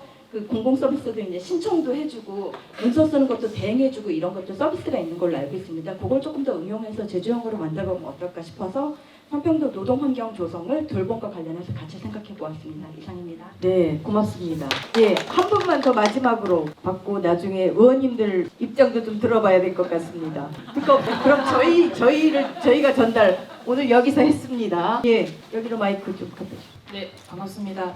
제가 실은 이번 출마를 이제 준비하면서 이 여성 정책을 어떻게 정말 공약으로 담고 실제 정책에 반영하기 위한 이제 과정으로 삼아야 되는지에 대한 고민이 많았습니다. 그런데 제주에서는 뭐 기후위기의 문제가 있고 그리고 저는 그와 못지않게 정말 중요한 문제가 전 돌봄의 문제라고 생각을 했는데 아까 이제 여민의 우리 정책위원장이죠. 네, 잘 이야기를 해주셨던 과정이 있었고 실제 이것이 예를 들어서 저 같은 경우도 아이를 키우고 있지만 저희 어머니도 같이 이제 돌봄을 맡고 있거든요. 그래서 이 하나의 어떤 사람 주체가 하나의 돌봄이 아니라 다방면의 돌봄을 다 맡고 있는 과정이라서 이것을 그냥 어느 하나의 이제 돌봄만을 해결한다고 해서 이렇게 될 문제가 아니고 그리고 되게 저출생의 문제가 지금 대두되고 있는 상황에서 단순히 그냥 아동수당을 준다고 해서 이 문제가 해결되지 않는 과정은 결국은 지역사회든 그 같이 책임지는 구조를 만드는 것과 동시에 이 출산휴가의 문제들도 같이 풀어줘야 된다는 생각이 좀 들었습니다. 그래서 조금 좀 고민이 들었던 것은 실제 아까 말씀해 주신 것처럼 5인 미만 사업장은 출산휴가를 갈 수 있는 구조가 없어요. 근데 이거는 근로기준법이 적용되지 않는 과정에 있기도 하기 때문이거든요. 그래서 근로기준법을 적용시키자라고 하는 주장을 지금 저희가 하고 있는 과정인데 근로기준법이 적용이 된다 하더라도 결국 그 문화가 바뀌지 않으면 갈 수가 없는 구조를 이걸 페널티로 줘도 안 되고 뭐 이제 아까 아이디어 되게 좋은 것 같다는 생각이 드는데 인센티브를 어떤 방식으로 주면 또 이게 될지에 대한 부분들에 대한 고민이 정말 많았었거든요. 그래서 그 차인순 우리 교수님이 혹시 이런 관련된 정책들의 어떤 고민들이 혹시 있으시게 먼저 좀 하셨던 게 있으면 조금 이제 알려주셨으면 좋겠다는 생각이 좀 들었고요. 네, 그래서 돌봄이 정말 잘 실현됐으면 좋겠는데 네, 오늘 너무 귀한 이야기들을 많이 해주셔서 앞으로 이제 그 공약을 더 보완하는 과정에서도 더 많이 이제 참석해야 되겠다는 생각이 좀 들었습니다. 감사합니다. 네, 고맙습니다. 그 세 분의 이야기를 들어서 이신선 총장님은 성병행 평가의 그 로드맵이 어떻게 할 건지 그걸 맨 마지막에 우리 이은영 정책관님이 간단히 말씀해 주시면 좋겠고 두 분의 이야기는 이게 입법하고 그 다음에 그러니까 공공과 민간의 영역이고 어떻게 지원을 해도 역시나 아쉬움이 남는 그런 문제여서 그 차인순 교수님께서 그냥 그 국가의 사례와 더불어서 아까 다 말씀하지 못한 게 있다면 아울러서 총괄적으로 의견을 말씀을 해주시면 좋겠습니다. 정책관님 짧게 해주시죠. 네, 죄송합니다. 네, 이신선 총장님 말씀 주셔서 감사합니다. 사실 총장님께서는 저희 성별영향평가위원회 위원장님이십니다. 각별히 또 관심이 크시고 애정으로 저희 위원회를 계속 이끌어 주시기 때문에 말씀 주셨을 일이라고 생각을 하고요. 말씀하신 것처럼 이제 대부분은 7월, 8월이 돼서야 성별영향평가를 실질적으로 시작하는 단계입니다. 그런데 이제 그것들의 이행률을 높일 수 있는 방법을 저희가 성별평가위원회에서도 계속해서 위원님들하고 고민들을 해왔던 것들을 행정적으로 이제 실천을 올해 해가려고 하는 거고요. 그래서 지금 벌써 제주시와 서귀포시 도청에 대한 그 사업 선정을 위한 그 컨설팅을 지금 마무리한 상황이고요. 이제 거의 마무리가 되어서 선정이 곧 되어질 것으로 보입니다. 그래서 이 과정에서는 또 성별영향평가라든 센터라든지 우리 도하고 또 관련 향후에 이제 성인지 예산으로의 연계까지를 염두해서 관련 예산 담당관실과도 연계를 해서 회의를 해서 그리고 마지막으로 이제 결정은 우리 성별영향평가위원회에서 하게 된다라는 말씀드리고 이러한 것들이 보다 더 선도적으로 그리고 정말 이제 성별영향평가의 내용은 이제 양적인 것을 넘어서서 질적으로 얼마나 개선을 잘 하느냐 그야말로 성주류어의 핵심이자 꽃입니다. 이상적으로만 보면 잘 될 것 같지만 이게 실제 정말 어렵습니다. 실국을 움직이는 것 자체가요. 그래서 이러한 고민들을 저희가 진중하게 해내면서 더 좋은 대안들을 만들어 가고 있다라는 것을 말씀드립니다. 고맙습니다. 네, 사연 드리겠습니다. 예, 여러 가지 좋은 말씀 감사드리고요. 사실 패널분들 한 분 한 분 말씀들 다 중요한데 제가 일일이 다 코멘트 드리기에는 또 제주도를 이해하고 있는 역량이 조금 부족해서 이제 제가 더 공부를 하기로 하고 우리 이제 질문하신 것과 관련해서 얘기 나온 것과 종합해서 얘기를 한다면 이 성평등 사회로 만들어가는 데의 문제를 혹은 뭐 돌봄 문제를 해결하는 데의 방식은 크게 보면은 직접적으로 그 요구에 대응하는 방식이 있고 아니면 구조적으로 대응하는 방식이 있겠죠. 아까 우리 백양일 교수님도 잘 말씀하셨지만 시간 정책 어떻게 할 거냐, 노동 시간 더 줄여야 된다, 더 유연화해야 된다 이런 식의 어떤 사고 그리고 근로기준법 개정해서 4인 이하의 어떤 근로 형태도 다 법적인 어떤 적용을 받을 수 있게 해야 된다. 이런 것들은 다 이제 구조적인 어떤 요구에 반응하는 정책의 방식일 거라고 생각하고요. 또 동시에 직접적인 요구에 대응하는 방식도 되게 중요하다고 생각합니다. 그래서 아까 긴급 바우처 서비스, 가사노동 바우처 서비스 부분도 사실 충분히 생각해 볼 수 있는 정책적 대안이죠. 실제로 한 10몇 년 전에 벨기에에서 그런 사업이 있었다고 했을 때 조금 놀랐습니다. 가사노동도 지원을 해주네? 긴급하게 지원해줄 어떤 상황들이 있겠죠. 돌봄과 관련해서. 그런 부분에 대한 충분히 정책적인 구상도 가능하다고 보여지고요. 그리고 또 방금 우리 플로에서 토론하신 것처럼 돌봄 휴가를 혹은 육아휴직을 동료들이 돌아갔을 때 동료 수당을 주는 거. 이 부분이 사실은 일본에서 이제 개발한 사례인데 저희가 또 이제 배우는 건 되게 빠르지 않습니까? 이번에 총선 공약에 들어가 있습니다. 제가 모당이라고 얘기하진 않겠지만 선거에 영향을 미치면 안 되니까 어쨌든 들어가 있습니다. 이제 들어가 있기 때문에 그런 부분에 대한 아이디어들을 우리 이제 받아들일 준비는 되어 있다. 뭐 이런 것들을 좀 말씀을 드릴 수 있을 것 같고요. 어쨌든 제주형 모델을 계속 개발해 나간다는 것은 굉장히 창의적이고 그걸 통해 훨씬 더 많은 일들을 해나갈 수 있다는 것이 굉장히 인상적입니다. 그래서 이런 부분에 대한 노력이 계속됐으면 좋겠다. 이런 말씀을 드립니다. 고맙습니다. 네, 제가 마이크 저는 끄겠습니다. 이게 어디서 계속 지금 선이 가까이 있어서 좀 그런 것 같아요. 혹시 저기 마무리 뭐 시간이 필요합니까? 대표님.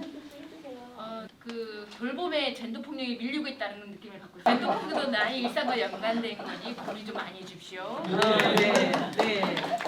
그 우리나라가 초저 출생 국가이고 없어질 국가로 지금 전 세계 이슈를 주목을 받고 있지 않습니까? 얼마 전 뉴스 보니까 영국의 BBC에서 한국의 젊은 남녀들을 다 인터뷰해갔더라고요. 그 보여주는 거 보니까.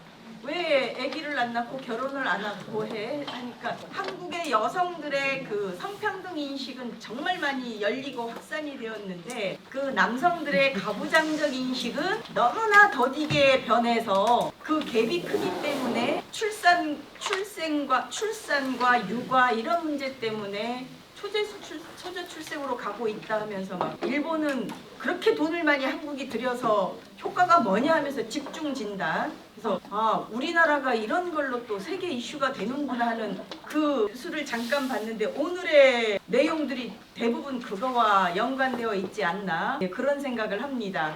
아무튼 그 여러 가지 약간의 그 경고음과 이런 매끄럽지 못한 점에 그 죄송한 말씀을 드리면서 그래도 저희 의미 있는 그 2024년도 38 세계 여성의 날 기념 행사를 잘 마무리할 수 있도록 많이 도와주셔서 고맙습니다. 오늘 제 역할은 여기서 마치겠습니다.